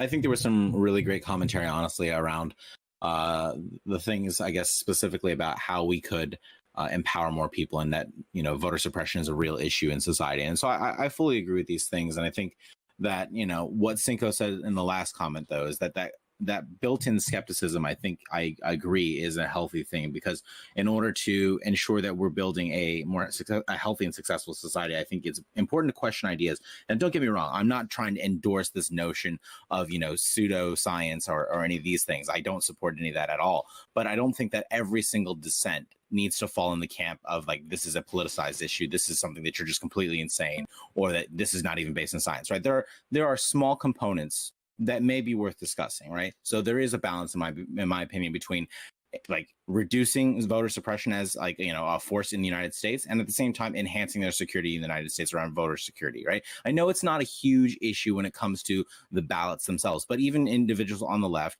have advocated for stronger, tighter controls on it to ensure that foreign actors, whether they have an interest or not, are not participating in our election unduly, right? So there are small things that we can do to kind of try to resolve that. And I think it's that balance that we'd hope to achieve, right? And don't get me wrong, once again, let me repeat, fundamentally, I agree voter suppression is an issue. We should try to solve this, and mail-in ballots is a way that you would possibly do it. I think that's my stance on the voter issue. But as far as generally, I typically stream politics, and I am an American based in the UK, so I get to see some of the UK life and understand some of how their politics works. And it's an interesting parallel to what's going on in our country in America. And so I do miss home, but at the same time, this is giving me a lot of fun times to watch it and not experience the lockdown. So thanks for having me on the panel. I appreciate Dylan, and everyone else. I really appreciate the time as well, and for calling me out when I was making mistakes. So I appreciate that. Awesome. And finally, you're welcome. Last but not least, whoever ran in the background of Ssscincos' thing. No, it's going to be Endernax. Yeah, I'd like to use my ending statement to shit on libertarianism, as I usually do on the end of all my streams. I long for the days where the American people's trust in government and their institutions were at an all-time high. No matter the metric, Black American, white American, Hispanic American, Democrat, Republican, okay, the 60s, 70s, and some of the 80s were times of American, let's say, trust in government to a point where we actually legislated our problems. Now, for some reason, we have because of the Reagan Revolution, these people who are insane enough to believe that if you collapse a government, if you collapse a society and you have no public institutions that are strong, that everything's just going to be fine because everyone's going to be an individual actor and just get along all chummy like. This is a childish ideology. It is selfish. It is immoral. It is stupid. And I want to bring back a Christian democracy. Now, listen, there's plenty of people who disagree with me on what I want. Listen, you can disagree all you want on the policy, but I just wish we could fucking trust our government because holy shit, have Republicans and Democrats spent literally the last 40 years destroying our institutions. Anyways, goodbye, guy. I love you. Have a good night. Peace. Libertarianism is boring. Fix the institutions. Don't destroy them. Thank you. Okay, I'm gonna head out and do my little outro.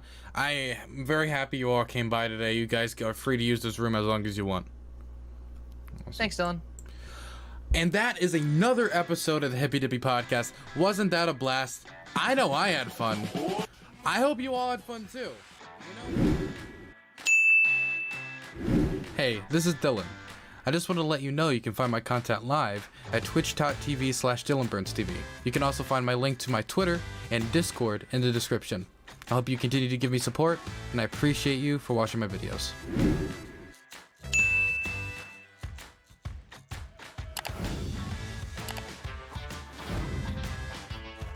Oh my fucking god, Jesus Christ, what a show. Wow. Wow. Talk about a program. Talk about a program.